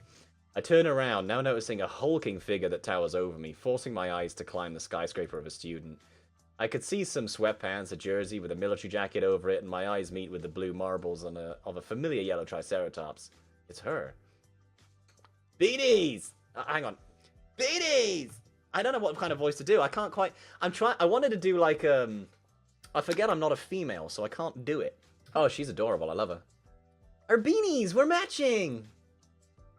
Okay, cool. Dude. Artist. I'm just saying. Oh, fuck me. We're dealing with some thickness. I need to stop a minute. Sorry. I'm not trying to be objective, but you drew a lot of cleavage here. Like, good God. We're trying not to, you know. I like the color. Thanks. Holy fuck. This is going to get weird fast. I'm gonna just turn around before this interaction gets even more awkward. I hear a slap behind me. So, yeah, this is the other friend I was talking about. The one who's really good at throwing balls and hoops. I can see that. Okay. Holy fuck. I turn to my right, only to see her sitting right beside me, still staring me down like I'm some sort of exotic unicorn. Hi. I keep going angry mode. I don't mean to do that. I'm sorry. Sorry, she's ticking a lot of boxes for me at the moment that make me very, like, I'm not a bottom. But she lifts in her seat, almost as if she wasn't sure how to continue the conversation from there. Well, that made 2 of us. I'm Madison. You can just call me Maddie, though. What's yours? Nua. Nice to meet you. I'm Maddie. Oh, I just said that already. Oh, hey, Nua! Holy fuck, thank you, Raptor Jesus. Oh my god, the gang's all here. Look at this. I turned towards the direction of the high-pitched voice. Tiffany had arrived just in time to completely shatter the ice and finally stop the awkward silence. Diego followed behind her. Hey, Tiff! Yo, what's up, homies? Leon and Maddie get up and the group proceeds to exchange hugs. Notably, Leon and Diego exchange one of the firm, you son of a bitch, handshakes with a pat on the shoulder. Everyone gathers and sits back down at the table. So, Nua, I see you're getting along with your new friends. I'm so happy to see that you're starting to settle in properly. Yeah, they've been alright so far. That's so wonderful to hear. It's great to know that you're feeling at home already. Well, now that we're all in one place, would you mind sharing something about yourself? Are you in your student council president mode right now? Because I don't think anyone normal talks like that. Yeah. Just for right now, though. This is the only way I know how to get to know our students. Our newer students. So, would you care to share something about yourself? Like what? Well, how about why you transferred to this school to begin with? Is there a program our school offers? Any ambitions you want to pursue here? Boom, there it is. Just relax. I've already got the perfect response for this. Not really, just on the move. That's about it. Nothing to write home about. Okay, what about... Your hobbies! What are some of your hobbies? I flinched slightly. Fuck, despite her being so big, I almost forgot she was sitting right next to me. Oh, well, I like to just watch cartoons and game a bit. Oh dear. This awkward silence that I so dread returns as the others look at me, probably expecting me to say something even remotely interesting. Anything else, or... Yeah, is there anything else? Come on, I know there's much more to you than that. It does sound like I'm boring when I say it out loud. I don't want to stand out too much, but at the same time, I don't want to be on par with the guy that only watches Big Bang Theory. I'm already looking like a slice of the whitest bread imaginable over here. Fuck it. I like to ride my bike. Leon looks up from his meal and joins the group of people staring at me like an alien. So, like, just a bicycle? No, my dirt bike. I like modding it and just going about the dunes and doing tricks and shit like that. I guess I also like a good chunk of rock, org core? Well, that's weird. Like a good chunk of rock, org core, new metal, you know, all that junk. That's about it from what I can think of. The Triceratops' eyes light up like a dog as she's already excitedly squeals out. That is so cool! Yeah, dude, that's hella rad. How fast does it go? What color is it? Actually, what's your favorite color? Mine's green. Dude, you're ranting again. Oh, right, sorry. That sounds pretty awesome, Nua. Hell yeah, man, sounds baller. Madi visibly deflates as the conversation at the table finally starts to divert from me to other less important things like the rally earlier. Thank fuck the interrogation is finally over. After Leon's scolding, Madi turns back to me and her excited glare already tells me that she's about to continue her rant as if nothing happened. So, your bike, what's it like? I let out a sigh. Okay, wow, she is persistent, but at this point, I don't mind handing her an olive branch. It's an orange RPS Hawk 250cc dual sports dirt bike. Maddie's eyes widen even more as she listens. Do you want to know what that means? No, but it sounds really cool. It sounds really expensive too. How were you able to afford that? Well, my dad got it for me for my birthday. Aw, how sweet. I bet it's rad. Could I see it one day? Maybe. A small grin tugs at my lips. It's cute seeing someone so deeply interested in a passing hobby of mine. Still, the nature of how I got my bike might not sit well with these people. You know, I've been dying to talk to you. Ever since I heard there was a new student here, I've just got to meet you. Don't you guys get new students like every other week? Not as much, but I wasn't expecting a human transfer. Seeing you yesterday, I just thought, whoa. You treat me like some sort of nonchalant celebrity. I can't figure out if I should take it as flattering or creepy. I scratched my arm trying to figure out what appropriate responses to use next. Is that why you've been staring at me like that? I didn't mean to stare. I've just never seen a human before in my life. In person, I mean. So has everyone else in this school? I mean, oh. So was everyone else in this school. I mean, what the fuck? But I'm really sorry if I made you uncomfortable yesterday. I was just so hyped to talk to you. That's cool, I guess. I mean, you landing on your ass was pretty funny. Oh, of course. Oh, my god. Okay. So you've seen. I mean, yeah, you were kind of in the middle of the court. Maddie lets out a light giggle, and I join in with a low chuckle. I'm really pleased to finally meet you, Nua. Yeah, likewise. Alright, now that we're all settled. Leon pulls out a small briefcase. Oh, look at the little dino girl! From underneath the table, clicking the locks. He opens it to reveal a stack of burritos wrapped in tinfoil. Oh, hell yeah! Still hot and fresh, too. Everyone's eyes perk up at the sight of the glorious display of tortilla-wrapped delight.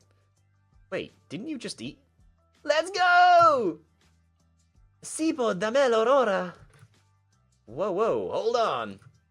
Leon grabs one from the top of the stack and gestures it to me, making sure it's out of reach from the tiny green goblin as she tries snapping the burrito out of Leon's hand to try like a dog. New friends get first dibs. Friends?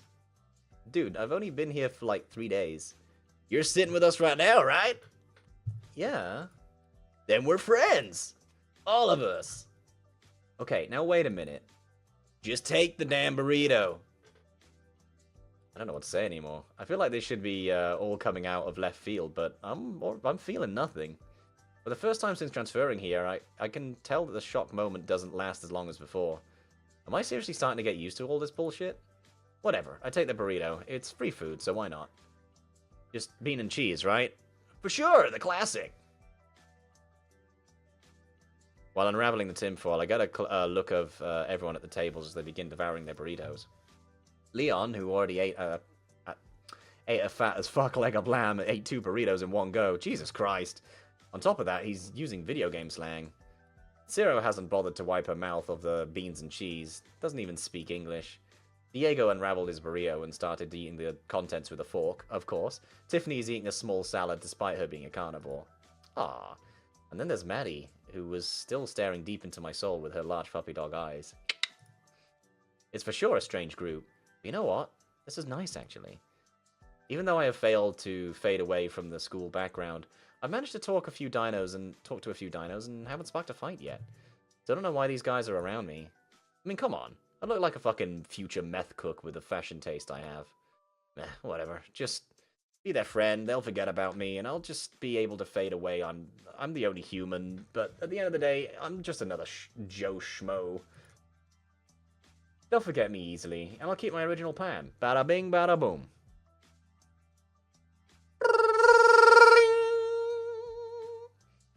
The artificial school bell rings out, causing my eardrums to rumble uncomfortably in my head.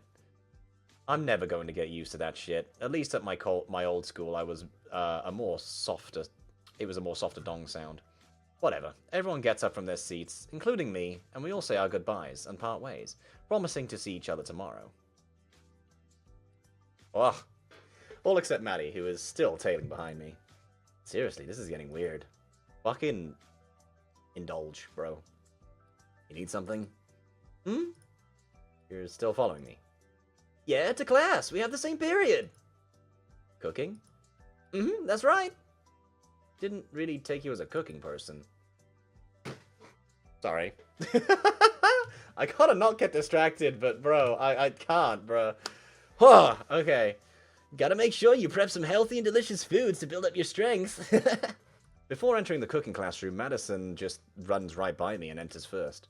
And I can see her quickly sitting down and pulling out the seat next to her. My seat. This is gonna be a long last period. The bell rings out for the final time, releasing me into my well-deserved afternoon. I'm guessing it skipped ahead. We'd probably get that in the actual game, but I'm guessing that's just the demo has skipped a bit to help us appreciate what's going on. While it wasn't the worst day possible, I'm still glad the day was over. Since I don't have a clue about the bus routes, I pulled up the JPEG of the bus list on my phone to look for my designated ride. One check tells me that I need to take the one with the number 44. Wait. Bus 35, bus 18, bus 24. Where the hell is my bus? All the numbers are completely out of order. Fuck me. Wah! Hello. A flood of students start pouring out from the building and into the bus lines, causing students to crowd the space and start pushing into one another. Speaking of... Okay. My will darkens as an all-too-familiar mountain starts entering my personal space again. Oh no, what a shame.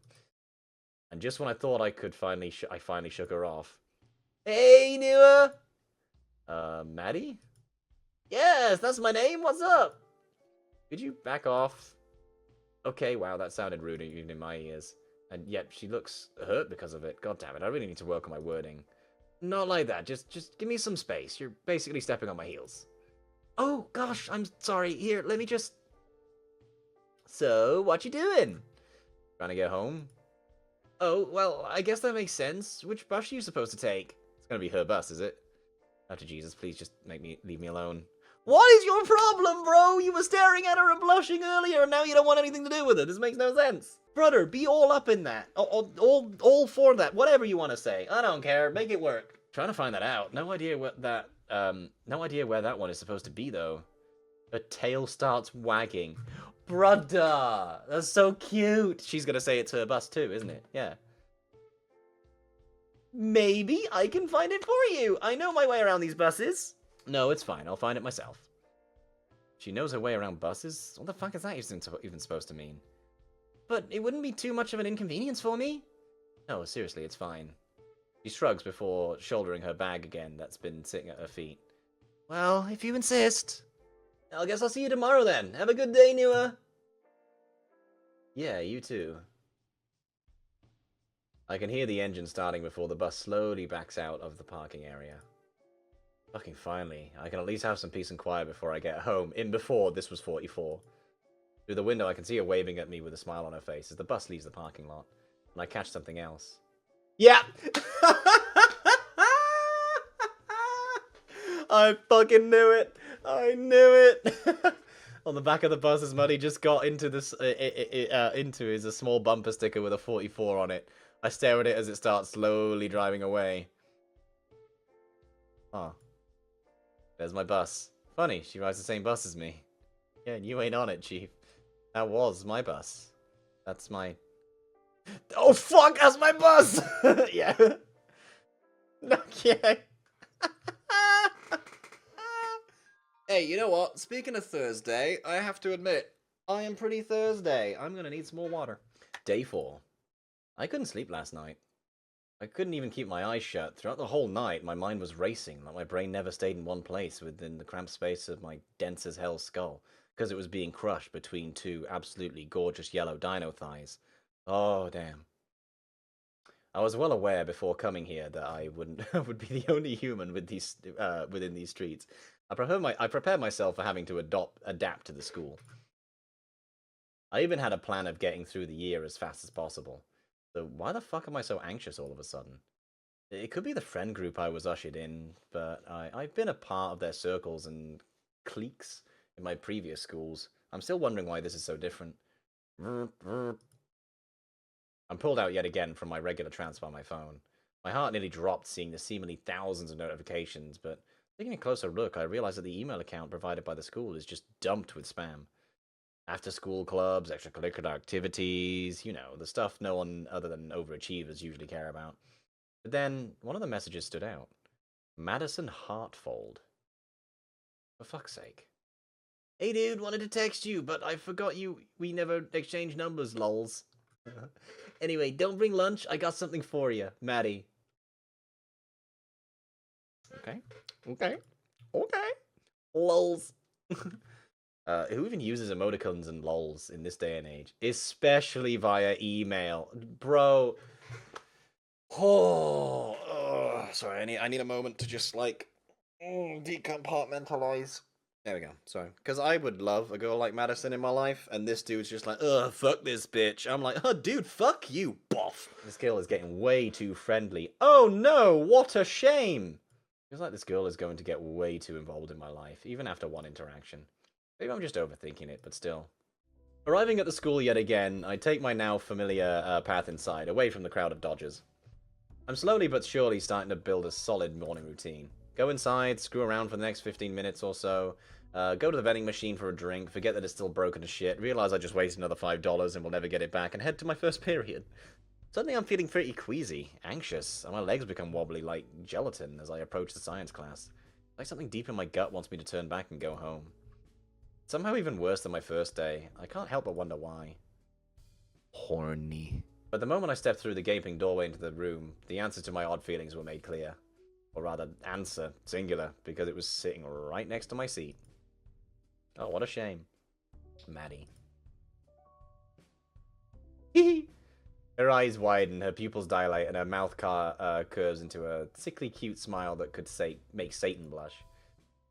She waves at me like a toddler waving to their parents coming home from work. What the fuck? Oh, this is the teacher. Okay. Mr. Beard, could I change seats with someone else? Oh my god, okay. Why? What's wrong with your seat? The air conditioning is too cold over me. The vent is on the other side of the classroom, and I don't have it set on high. Oh. Mr. Newer, do you have a problem with your lab partner? We can discuss your problems with her together. No, it's fine, actually. I changed my mind.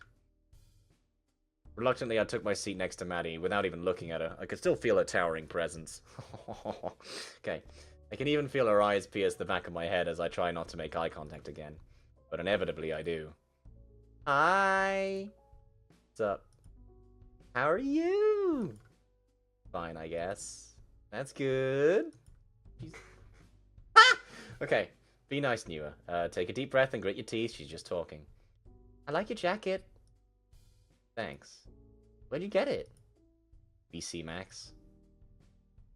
Bold-faced lie. It was actually find at Rockmart. I've practiced that response since middle school. Oh, cool. I usually get my codes from thrifting, but I mean, like, that was a really cool design. Still think thrifting is a better response than Rockmart. Okay. What's the G mean? Is it like gangster or maybe like... I try to tune her out, but it's more of a challenge if the person is right next to your ear. The teacher closes the door and locks it. Locks it? Okay.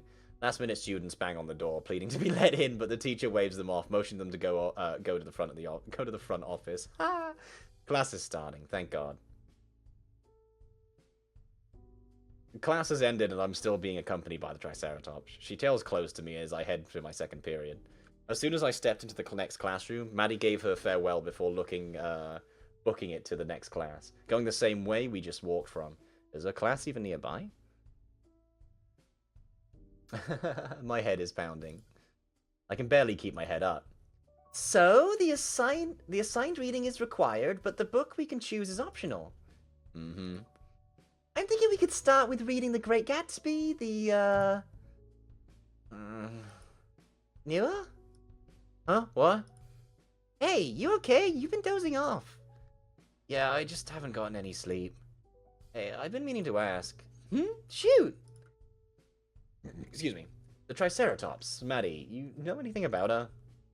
Oh, well, she's super athletic. She's one of the best team members on the basketball team. What about her? Is she clingy to you?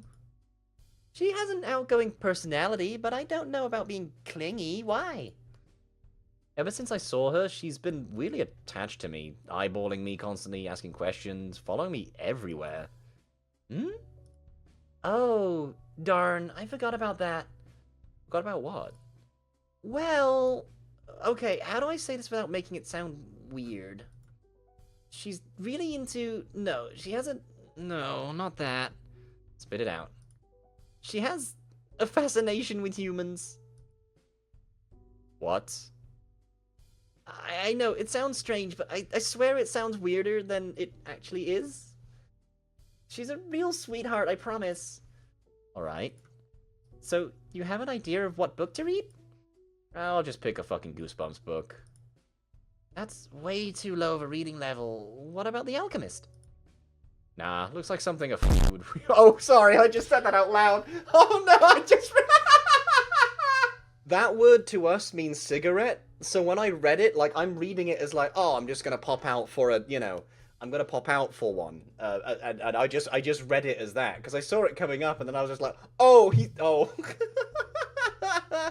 She hits me on the back of my head with the rolled up paper. Ow!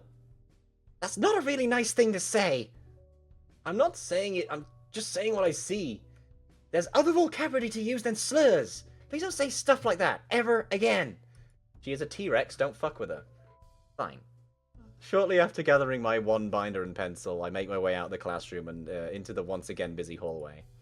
Except somehow I can pick out a set of loud footsteps making its way towards my direction. No fucking way. I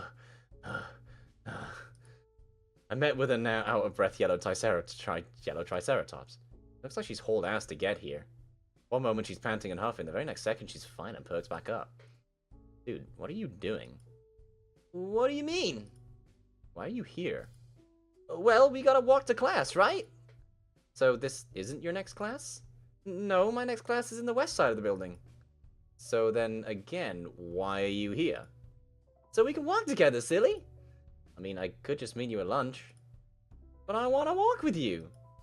Okay. Yay! She's so cute, I wanna. So is it true that humans get darker skin? What? You know, when a human stands in the sun, their skin gets darker. Well, I can get a red face, I guess, but yes, I can get a tan. Oh, so that's what a tan is. Yeah. What about, like, heat tolerance? Do you get hot or cold more easily than dinos? I just get hot or cold, the normal amount. Cool. Okay, what about... Dude, what's with all these questions? Have you ever even met a human before? Nope, this is my first time with one. I want to make sure I know everything about humans. For God's sake, I really don't want to deal with her this early in the morning. Then a devious yet genius idea hatches within the... No! Within the tiny... Hey, what's that over there? What now? You're a fucking idiot. Bro, she's athletic. She is athletic. She will be on you like fucking Earl on Flint Lockwood, bro. The moment Maddie turns her back towards me, I book it down the hall.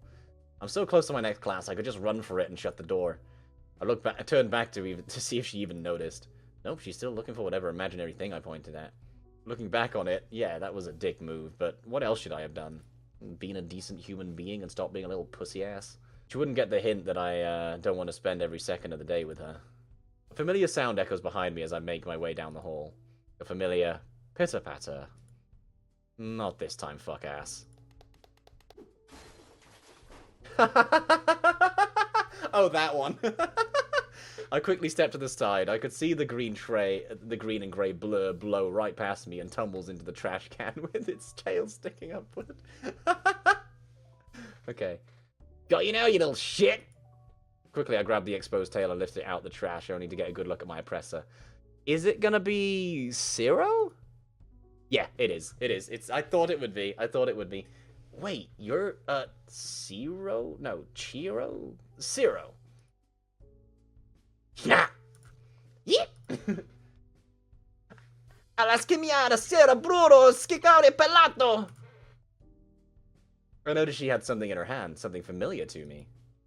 Check my pocket, now noticing it's feeling much more lighter. She pickpocketed my pocket knife? You have a pocket knife on you. Give me that back. No! I'm really warning you right now. Zero, put it down, now! The tiny green gremlin immediately drops my knife to the floor at the command of Leon, which I could hear running up from behind. We talked about this. No swiping from birds. I don't know how to say it. It's hard to do both the accent and read words I do not understand. I don't care if it's shiny. Don't steal from Nua. Save that shit for the actual jerk-offs, alright? Zero nods her head somberly. Aw. Alright. With that, I place her gently back on the ground. Hey, chin up, Chi. I'm not mad at you. Let's just go get some dino nuggets after school, alright? That's so cute. Okay. Atta girl. From the other end of the hallway, I could see a patrolling prefect gunning right towards us. Oh no. Zero wastes no time to gun it to the other direction. What's going on here? Why aren't you in class yet? Isn't it lunch hour? Isn't it lunch hour, my guy? Don't get smart with me. What's that on the ground? Shit. It's not what it looks like. Leon quickly kneels down to grab the knife. It's mine. I dropped it by accident. It looks like a knife. Are you really carrying contraband on school grounds? Nah, bro, look. I could see from behind me he's pocketing my knife and pulls out what looks like a switchblade from his sleeve. He flicks it open, revealing it to be a comb. My guy is slick as fuck. I love him.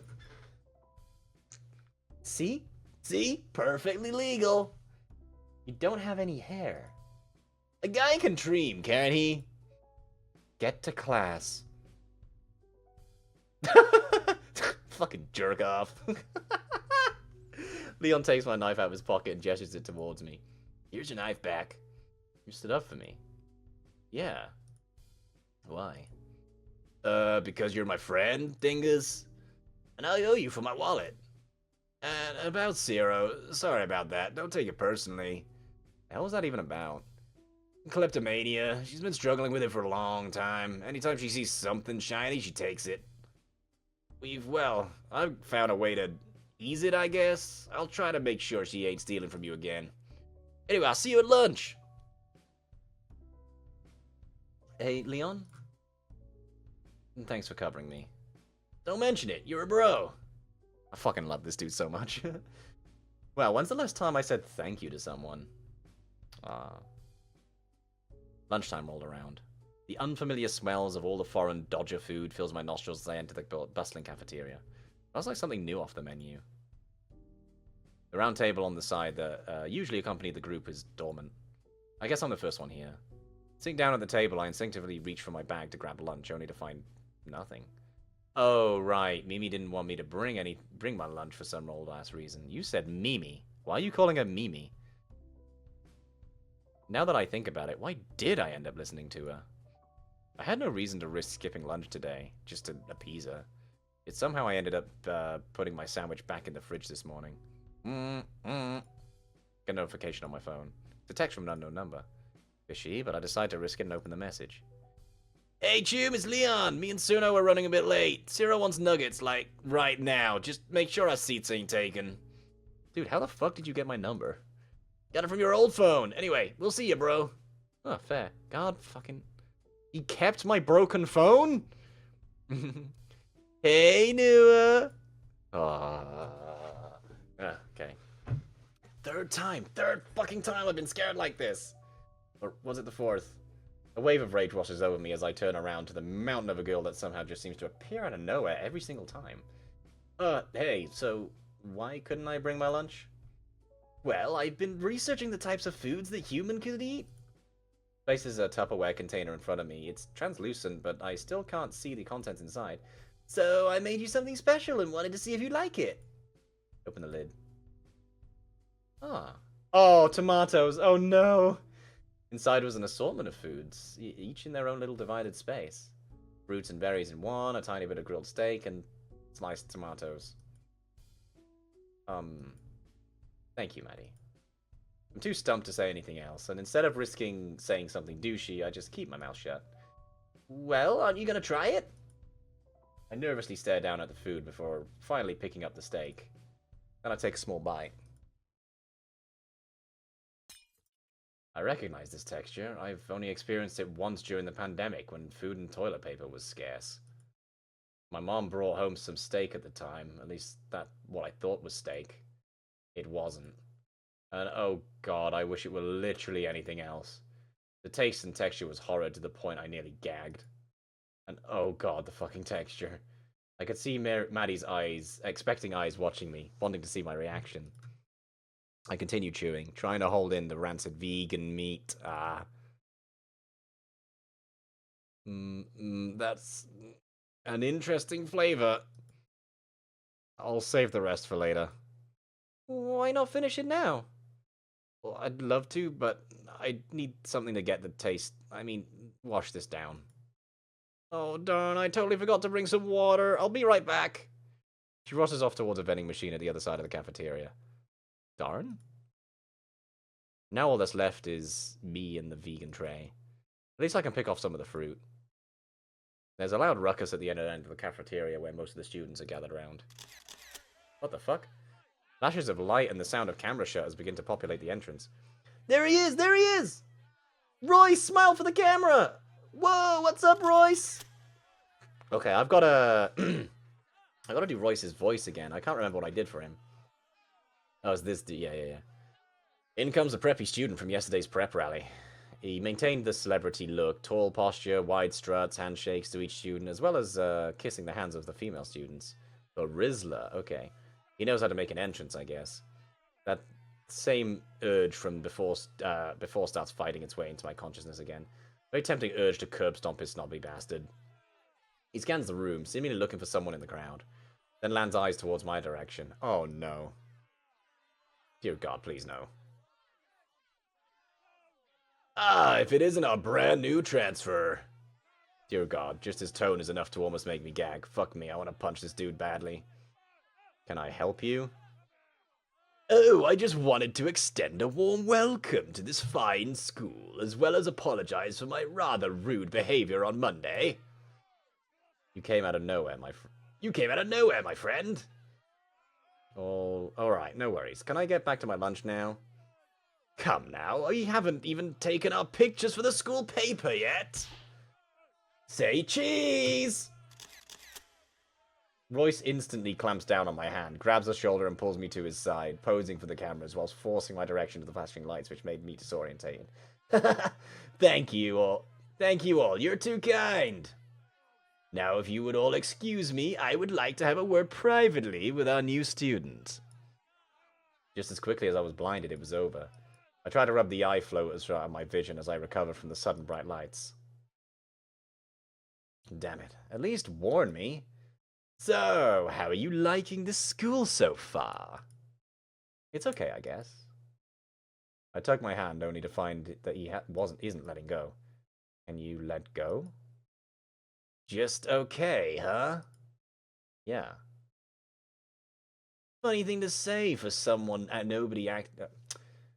Funny thing to say for some nobody acting like they own the place. What? What are you talking about? You know, you really hurt my tail the other day. Okay, sorry, I guess. I couldn't really see you coming around the corner. I tried to tug my hand away again, but he retaliates by tightening his grip. You know, there have been several other transfers in this school throughout the years. Some come, some go. From what I've seen, you're given special treatment as of late. As for why, well, I have my suspicions. He tugs my hand to bring me closer. But I know what you really are. He holds up his phone, showing the school fight video. Nothing but low-life scum.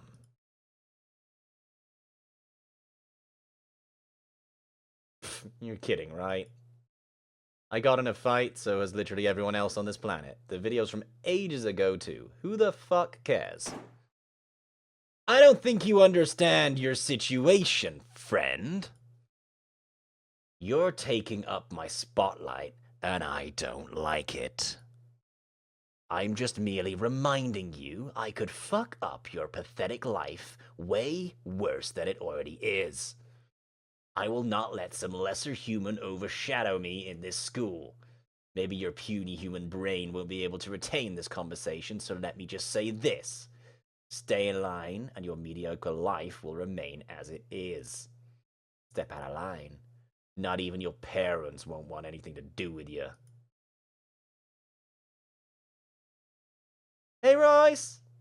What are you guys doing? Royce quickly pockets his phone, giving me a shit-eating grin before turning his attention to Madi. Oh, just giving a welcome to Nua here. Isn't that right, Nua? That sickly sweet tone. It takes every ounce of self-control not to throw hands right towards his stupid muzzle, or whatever the fuck it's supposed to be. Yeah. Nua, you haven't eaten your fruits yet. Oh, how sweet. You made lunch. Yeah, I wanted to see if he liked the steak I made. Really? Let me have a taste. Wait, I only made that for Nua. Royce reaches over, grabbing the impossible steak and taking a bite. I can see his smug face turn sour. I'm not gonna lie, I don't think a human would stomach this. Hey, I worked really hard on that lunch for Nua. I had to research all the possible diets of humans. Worked hard? Maddie, I would never let you near a stove ever again after tasting this. I feel like I've given him too much of Leon's voice. I need to. Ugh. This is difficult because he's got a really gruff look that's supposed to be like, yo, yeah, but he hasn't got the build for it, so he's much more of a jock. Maybe I just need a more jock voice. Honestly, you should just stick with playing with balls. No, fuck this. You fucking kidding me, dude? You're just gonna shit on her cooking? When it's not even your fucking food? Relax. Relax, it's not even real cooking. Wait, Nua, it's fine. His snout twists up into a smirk. My hand's already balled up into fists, are trembling at this point. I've never felt this pissed off in my life before. Don't mind him, Maddie. I'm sure his taste buds don't know any better. Hey, knock it off. That's not a very nice thing to say. Hey, I'm just joking. Apologize, Royce. Oh, dearie. Stay the fuck out of this. I don't need your help. And you better piss off before I... Whoa. Watch your language. There's kids here. What? He smugly gestures towards the large body of students staring in our direction. All around us. Shit. The eyes. The muttering followed. I can't. Nua, wait! My legs have never felt this shaky. I nearly trip over the flat surface of the floor as I make a mad dash for the front entrance. Anywhere is fine, just away from here. That's kinda cool.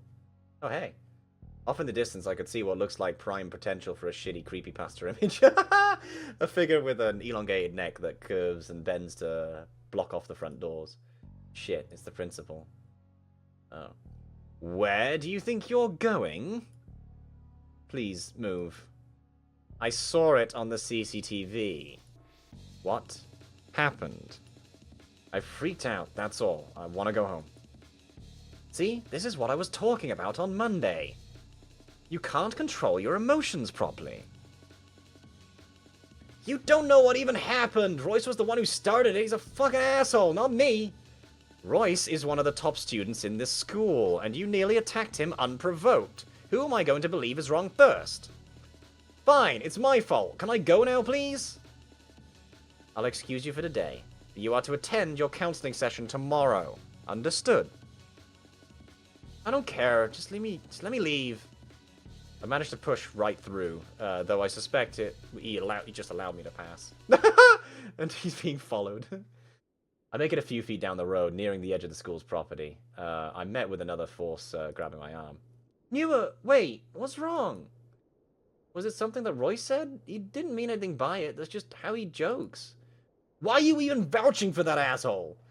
Because he's a good friend of mine. I knew you were about to say that.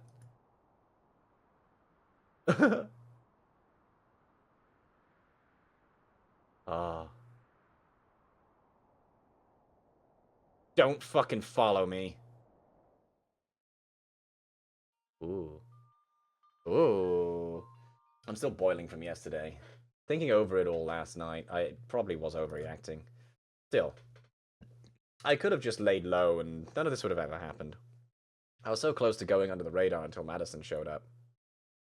That smug fucking smile, both of them. She knew. She knows what he's doing. They're in league with each other somehow. Oh, for fuck's sake. Yeah, teenage brain, go brr. She's friends with that one group. There's no doubt that they're in on it too. Fucking media dodgers. Why did I have to open my mouth to them? I should have stuck to my original plan. I need to steer clear of them all. Bruh. Idea hatches I could definitely just stay at home sick for the day. I'm not dealing with any of it. I hesitantly grabbed my phone off the bedside table, hoping that my dad would be convinced that I should stay at home as I write my well-thought-out text. The moment I hit send, I hear the sound of heavy boots stomp towards my room. You're sick? Dad, I thought you were at work. I'm just running a bit late. You look fine to me. Dad, I really don't feel like going. Please. Son, you can't just quit this early on. Get dressed, I'll drive you down there. But, hey, no buts. Once I see passing grades, then maybe I'll let you have a day off. fuck me. Oh. Dad pulls the Jeep up out around the side of the school where the car drop-off is. Being earlier than usual, there aren't as many students meandering outside. Probably less inside.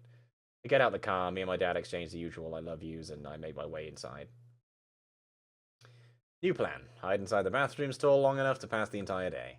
Thanks to my dad, I wouldn't have to immediately go to the first period, being so early. I wouldn't have to worry about any phone calls my dad would get out about my absence, since he gave... I think it's because of the capital H as well. He gave the school the house phone number and not my dad's mobile. That sentence is a mouthful. It's a bit... That could be worded so much better. All I have to do is delete any messages when I get home first. Oh, I zoomed in a bit. I'll make a beeline for the stalls, making sure not to drag any more attention towards myself. On the way, I do get a comment here and there about yesterday. Dude, wasn't that the human that cussed out Royce? What a jerk. Such a loser. I knew skinnies were just cavemen. I shrug them all off until I get to the stalls. Talkative student. Hey, have you heard about the new transfer? Yeah, the weird human, right? I stop around the corner, eavesdropping on the conversation. Huh. I've heard that he's already gotten into a friend group. Kind of find it hard to believe. Who is it? No, the one round table at lunch. The one that only allowed allergy kids before they changed it. Oh, don't get me started with them. I don't know why Royce bothers with one of them. They're such a mess of emotions. If they're roping the new kid in, he's probably going to go down a mental spiral. You know, I kind of feel bad for him. Like, not even the pity kind of feel bad. He's just like a sickly little baby bird needing care. I just want to take him up under my wing. That's what you need, bullshit. I could fix him. Nikki, you might want to shut up before some psycho wants you to be their mommy. Okay, that's so fucking hard. Oh my god. I'm being called out! At this point, I think you should probably see a professional. I'm gonna pretend I didn't even hear that last part. Oh yeah, sure. I mean, what the fuck? Oh, I mean, yeah. No, totally. Like, what the fuck? What weirdos? Who would do that? Who would want that? No, not me. No. It couldn't be me. No. I'm just gonna go and I'm gonna go get some water real quick. Make it to the restrooms. My kind of territory. Still empty too. I enter the last one down, locking the door behind me. Whoa. Trouser snakes, what the fuck? The graffiti-covered stalls and the piss-stained tiles make me feel right at home for times such as this. I have a natural talent of completely disappearing in whatever hidey hole I can decide to hunker down in. My backpack hands on the door, and I make extra sure that the toilet seat is covered up completely for me to sell. And now we wait. Minutes pass, minutes turn, and what seemed like hours, I just spent time looking at playthroughs of video games I haven't even played yet. At this point, it should be the second period. It doesn't take long after to hear the intercoms blurt out. New account, please report to the front office. I repeat, new account, please report to the front office. Yeah, not gonna happen. About 10 minutes after that announcement, I start hearing the clacking of high heels and jingling of keys down the hall. They know I'm at school, but I don't think they know I'm here. My eyes start to wander along the walls as I try to keep completely still until the noises stop. I began to admire the crude art sketched all over the stall. Oh god, there's more up. Oh, Jesus. Okay, we got more to admire. Yeah, these are pretty funny doodles. There's quotes from movies and TV shows scrawled across the wall, some clearly written by someone else, parody the corresponding quote.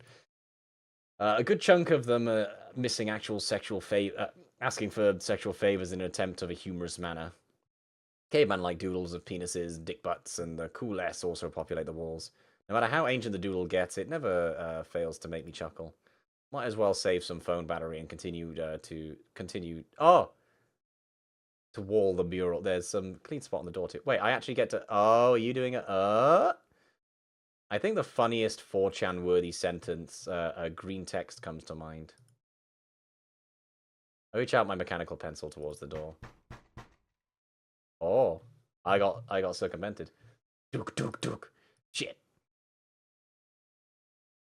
If you're not a buyer or taking a shit, then get out of my stall, bro.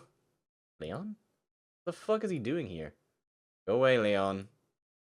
What the hell you doing in there, man? What happened yesterday? Maddie's been looking for you, too. Even if he couldn't see it, I grimaced. Yeah, she would, wouldn't she? What's that supposed to mean? You know exactly what I mean. I hear the stall next to me close and lock. Talk to me, man. I just want to be left alone. Dude, I wasn't lying when I said we're bros. I'm here to listen. I know what you're doing. Huh? Aren't you guys friends with Royce? Royce? Royce? Dude, hell no. That guy's a huge deuce. Deuce. Douche.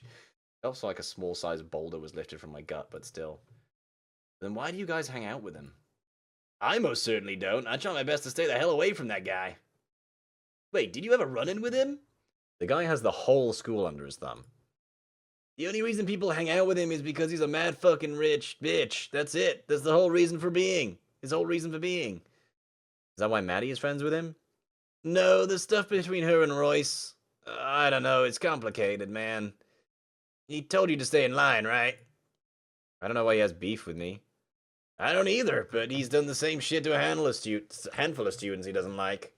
Most of them transferred over to different schools because of him. I don't think Maddie's ever noticed either. Then why didn't you say something to her?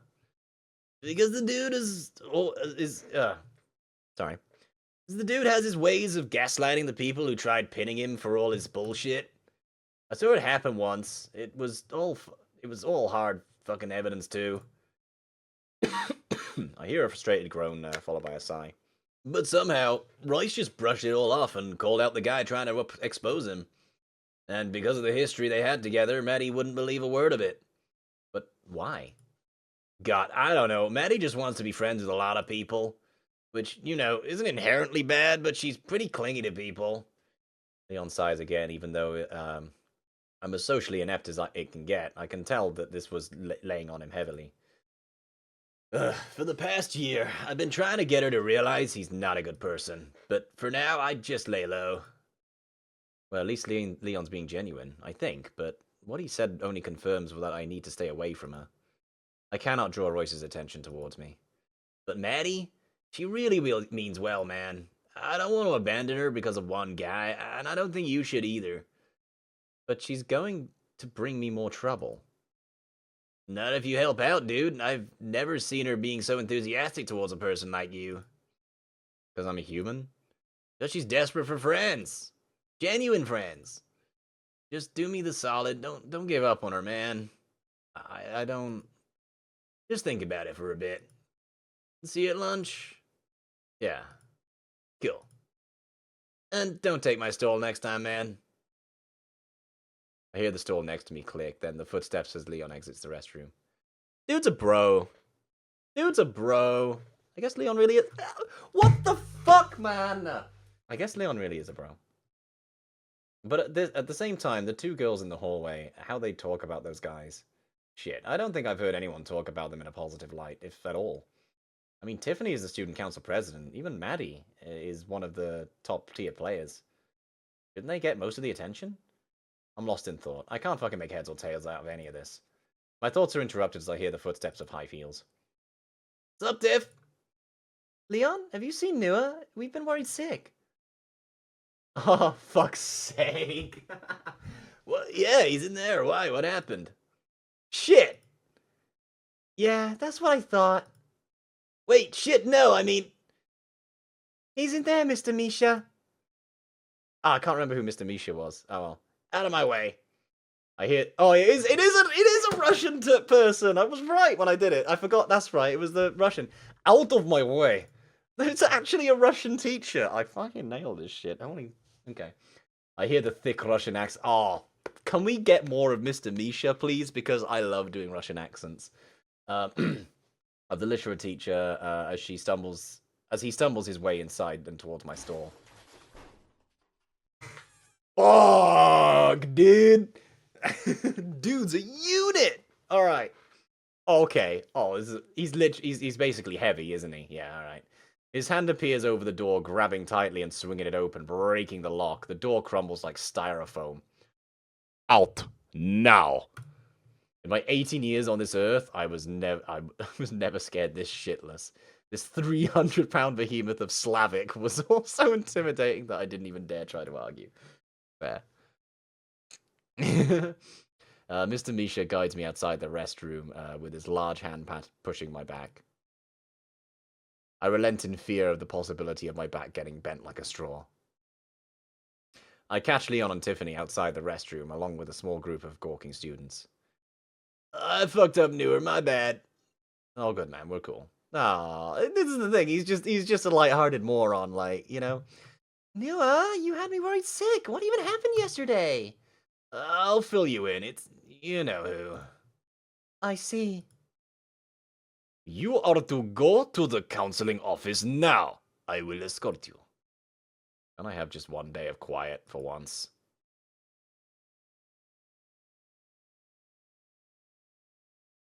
Alright, dude, you don't have to push me. Hold your tongue, little man. Shit, remember the door, Nua. Remember the door. Come, she awaits.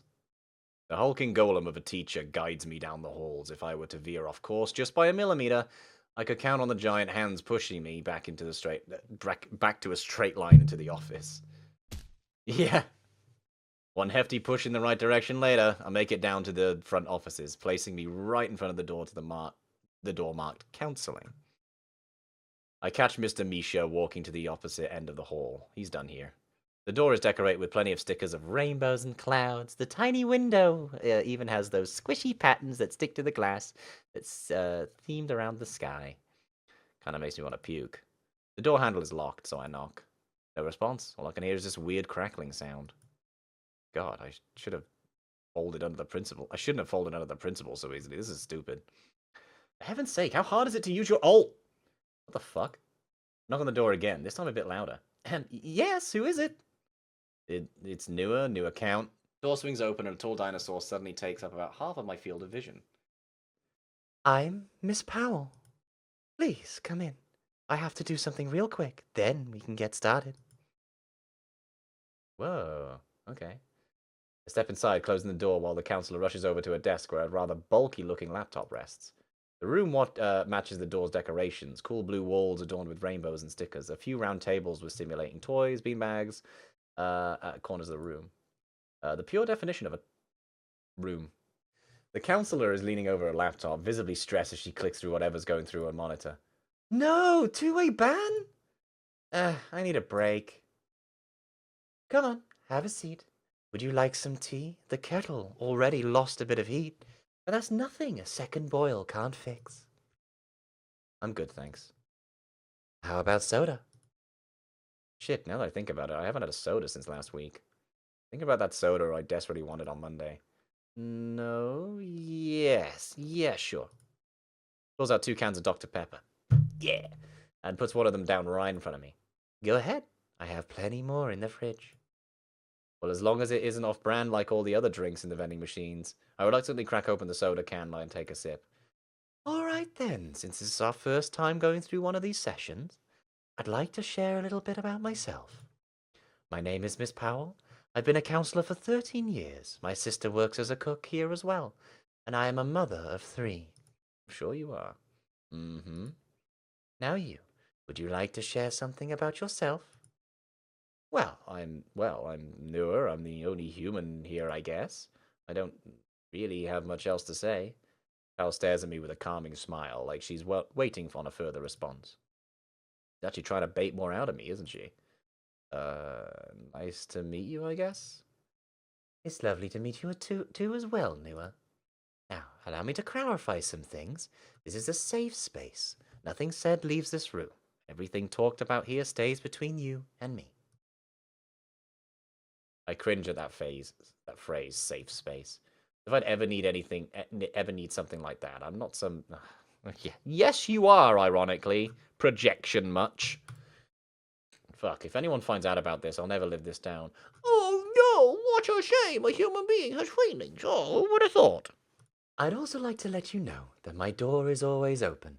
If anything becomes too stressful for you, don't hesitate to come here at any time. I'm not that fucking helpless. I can take care of myself. It's just an offer. I didn't mean to offend you, Nua. Everyone here has always been just offering. What do you mean by that? God, this again? You know what I fucking mean by that. I just want to be treated like a normal human being. The other students look at me like some goddamn zoo animal. The school staff look at me like some person that needs supervision.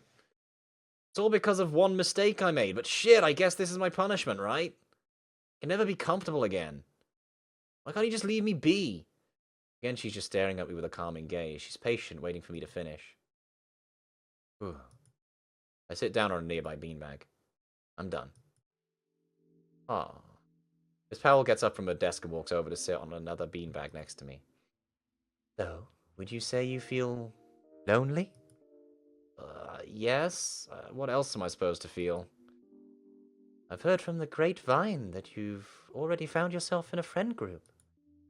I'm not really their friend. We just met, and to be honest, most of them are either weird or so obnoxiously friendly that it almost seems suspicious. I'm just hoping that they forget about me soon so that I can move on. And why is that? Because I know that true friendships never last. In the end, someone always hurts me and the other, and then it all goes to shit. It's always been me who was to blame, so I think it's reasonable to assume this won't be any different, is it? Do you feel it would be the same with people you're currently with? I'm not even sure if they're real friends, I think. My mind contorts as I try to find the right words. I'm still convinced that they're working alongside Royce to tarnish my tongue with awesome bullshit like that. Then there's what Leon said to me in the restroom. Tiffany going out of her way to look for me. I don't know what to expect anymore. I can't tell if they're genuine. Well, give me some insight about these people you've come into contact with. Well, there's Leon. He broke my phone on the first day, and the next day when I found him, he gave me a new phone to replace the one he trashed. I gave him back his wallet that he lost, obviously. Tiffany welcomed me to school along with Diego, but I know for a fact she's only doing it for her image as a student council president. Even though she's making something for me, I don't know what. For Diego, I honestly can't say. He seems like a cool guy, but when he when has my gut feeling ever been right about anything? And there's Madison. She's such a weird case. Treats me like we've spoken since kindergarten. It honestly creeps me out. She's just way too comfortable with me way too soon, and she doesn't catch any of the hints I give her either. She's trying to get close to me, and I know it's not for the right reasons. I see.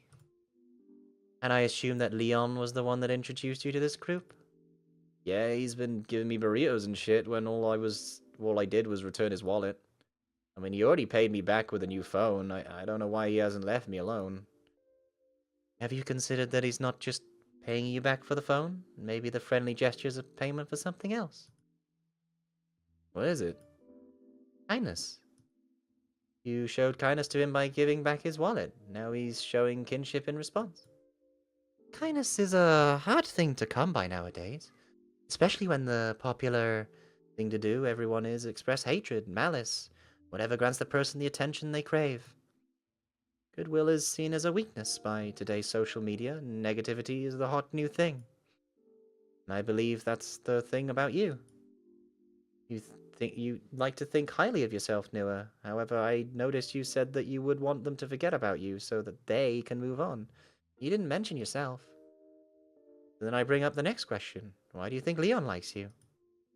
I don't know. It's because he saw through your facade and saw the person behind it. You pretend to not care about anything and that everything leaves you unbothered. But Leon saw you for what you are, someone who cares about people, even if he doesn't want to admit it. Same with Tiffany or Madison. Were you at all like the person you see yourself as? They wouldn't be around as much. That much I can promise you. That brings me to her, Madison. The guy that really doesn't like me, I mean, really doesn't like me. And she's friends with him. I'm pretty sure the reason why she's trying to get so close to me is so that she can get to where it hurts me the most. And you believe that to be true? Yes? No? I don't know.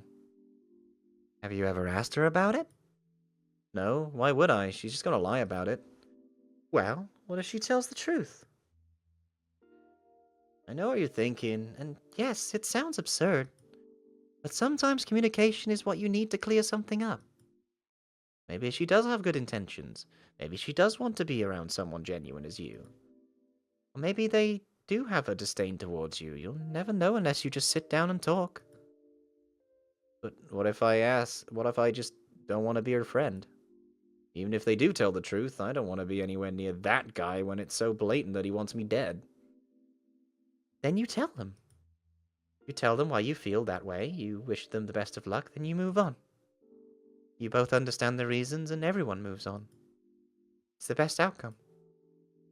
I want you to practice something with me.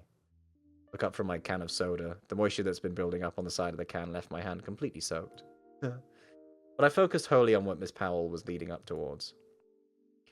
I want you to try and practice square breaths. What in the tar fucking nation does that even mean? Just follow my lead. Breathe in for 4. Closes her eyes and breathes in deeply, using her hands to gesture herself as if bringing the air closer to her. She holds for 4 seconds, counting with her fingers. And out for 4. She then blows out the air slowly, now gesturing as if she's putting the air down. Now you try. Alright. I follow the same pattern as she did. I feel a bit silly. I'm just hoping no one peeks in through the door window. Breathe in. Hold. Breathe out. Breathe in. Breathe out. My head feels much lighter and my heart rate noticeably feels much slower. I feel calm. Huh. You got it. Anytime you feel as though you're ready to burst, I want you to follow these steps. Stop, breathe, and rethink. Life is complicated. People are complicated. Not everything you see on the surface is true nature. Don't let that overwhelm you. Got it. Thank you, Miss Powell. You're very much welcome, Nua. Now I got you for another hour. Let's work on some more exercises. Hey, Throughout the next hour, Mrs. Powell gives me exercises on what to do whenever I get angry at something. How to slow myself down before crashing into a mess of emotions. I definitely feel different. Can't tell if it's good or bad, just different. Again, too many thoughts clash for me to come to a proper conclusion. As of right now, I'm at least thankful for the help, I guess. Final bells rings out for dismissal. The session lasted all day, but a part of me feels refreshed. Not sure if it's from the actual counselling, or just the fact that I got to skip the rest of the school day. It'll be another 20 minutes before the buses leave. Might as well grab something from the vending machine since I missed out on lunch. Wait. My incel senses are tingling? Okay. Wait. Yippee! Midway down the hall, I could see a yellow triceratops staring back at me. She looks like she's making a move towards me. Every alarm is ringing in my head like a tornado siren. I feel my blood beginning to boil again. Oh, not finished. Oh, okay. So there's two different. Okay, that's interesting. So we don't pick that one. Breathe and rethink. So, from what I've learned, Maddie doesn't seem to mean any harm to me. She even wants to be my close friend unconditionally. Can be a bit annoying, but she's kind. Even I could see that. On the other hand, she is super clingy with no sense of boundaries. On top of that, she's friends with Royce. Now that I'm thinking straight, an option does come to mind that could just ease me out of this with no hard feelings. We'll lead her around the back. Oh, and talk with her pirate. Yeah, that's fine. Okay, it's the only option, so. Bound to follow me, whether it's to check up on me from yesterday or just to pester me like usual. I take the exit through the cafeteria. Sure enough, she's following. Breath, yeah. Nua, you okay? I can feel myself freezing up. I'm slowly losing my nerve to work up the words to say. Nua, please say something to me. I want to know what I did to upset you. Just please tell me what's wrong. I breathe in once more and I gather my thoughts so I can say what I need to say. Okay, cool.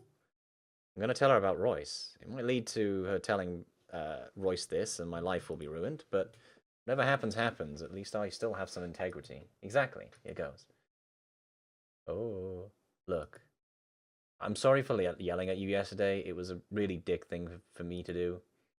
I know you've been very passionate about hanging out with me, and I appreciate it.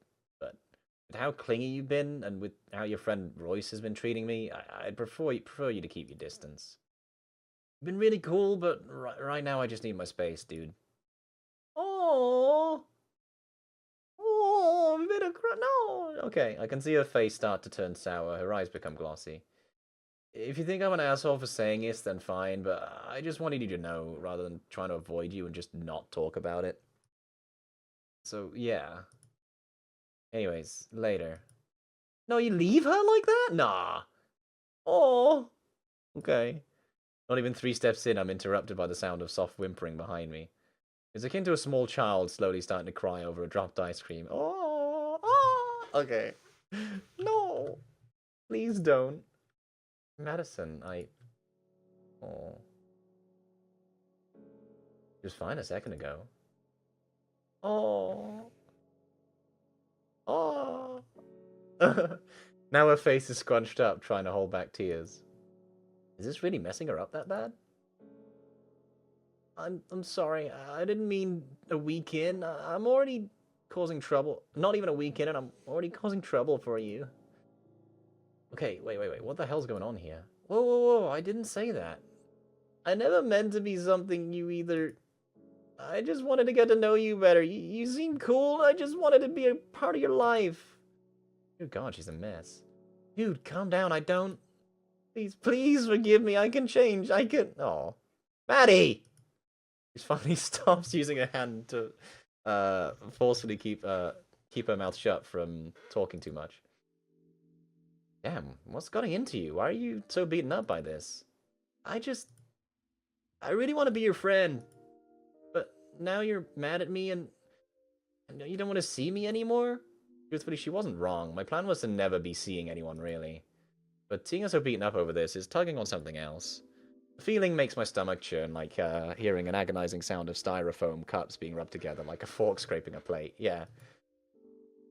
It's as best as I can describe it. I can't let this go. I have to say something to make her feel better. Whoa. I never said I I never said I never want to see you again. Maddie, even though you've been clingy to me, that was never the problem. I don't mind hanging out with you. But again, with my interaction with Royce, it left a sour taste in my mouth about him. I'm not saying you should stop hanging out with him to hang out with me. I don't expect that from you. I understand he's your friend, and I respect that. I just don't want to be around him, that's all. Stop briefly to catch my breath before continuing. I also don't want to feel like I'm the center of attention all the fucking time. Again, I don't mind you hanging out with me, but for God's sake, tone it down a bit. I don't need you running across the school for me. That's what lunch is for. Sniffles before using a jacket to dry off her cheeks. Right. You're right. I'm sorry about that. What even is it with you and Royce? How have you not picked up on it? I know that he's a bad influence, but he and I go way back. He actually... Oh yeah, it is time, I suppose. He actually helped me find my love for sports. But things changed with him after freshman year. He became someone else entirely. I was hoping I could be there for him, but with all of the things that were brought up about him, I didn't want to believe it, but it's just... I don't know. So you wanted to fix him? He wasn't always like that. He was just really sweet back then. I have no clue what happened, but I was hoping that I could just get the old him back, but he's only gotten worse. I see. I'll stop hanging out with Royce if it makes things better. Hold up, that's not my place to decide. If you want to be around Royce, that's your choice. Well, what you told me, I'd rather not be around someone like that. And I'll ease up on you too. Thank you. So are we still friends? Yeah, we're friends. Thank you. Buses are probably going to drive out any minute. Oh gosh, you're right. Let's head back. I hope my crying didn't take up too much time. We made it in the nick of time. Students are still piling onto the buses. I head on to flood into my bus, but Maddie stops me while I grab my arm. What's up? I think the others want to say goodbye. He points towards the building where I can see Leon, Tiffany, Ciro, Diego approaching. The gang's all here. Look at the gang. The gang is styling. I love this little gang. Beautiful stuff. Hey, Nua. You really did just snitch on me today. Oh, come on, don't be like that. It was for a good reason. I thought you weren't in a good place, so I had to grab a teacher. Yeah, but Mr. Misha? He was the closest teacher I could grab. Alright, fine, I get it. Wait, you guys are really worried about me? Well, yeah, people weren't exactly singing praises about you yesterday. Just something about nearly getting into a fight. Yeah, your class president is a jackass. We know, man, we know. Oh, also, I brought what I wanted to give you. Tiffany reaches into her bag once again and pulled out what happens to be a hand-sewn doll. Oh! A doll that's fit with a red jacket, camo pants, and top with a beanie, all complete with button eyes. It's surprising how easy humans are to do. You made this and made it look exactly like me. Do you not like it? It's nice, but I mean... Don't be weirded out. She made one for each of us. Yeah, I made mine out... I have mine with me at all times. Check it out. Oh, that's adorable. That's so cute. Pulls out her own miniature clone from her bag, holding it up close to my face. Cute button eyes stare right back at me, and it's with a charming sewn smile. I'm gonna keep it real. I barely know you guys, and here you are handing me burritos and doll replicas. You're covering me, making sure I'm okay, all within a span of a week. You guys are fucking weird. That's how we roll, man! Guess this is gonna take some getting used to. So, we'll see you tomorrow at lunch? Yeah, for sure. Ah, a little smile. We got a smile. I extend out my hand for a fist bump, which is net with everyone else joining in all at once. Bus is leaving. Oh, wait! We gotta get a selfie for the new year. I hope this is where it's gonna end. This will be good. A group selfie? Really? I'm swiftly ignored as everyone quickly moves into formation. Me included, apparently, as Leon shoves me to the middle. Alright, in 1, 2, 3. First week has definitely been strange compared to my other schools. Things have been happening so fast that none of it felt real to me. It was something out of a shitty isekai, and yeah, I'm just kind of trying to get ahead a bit. It's still scary having to walk the hallways filled with strangers that aren't even the same species as me.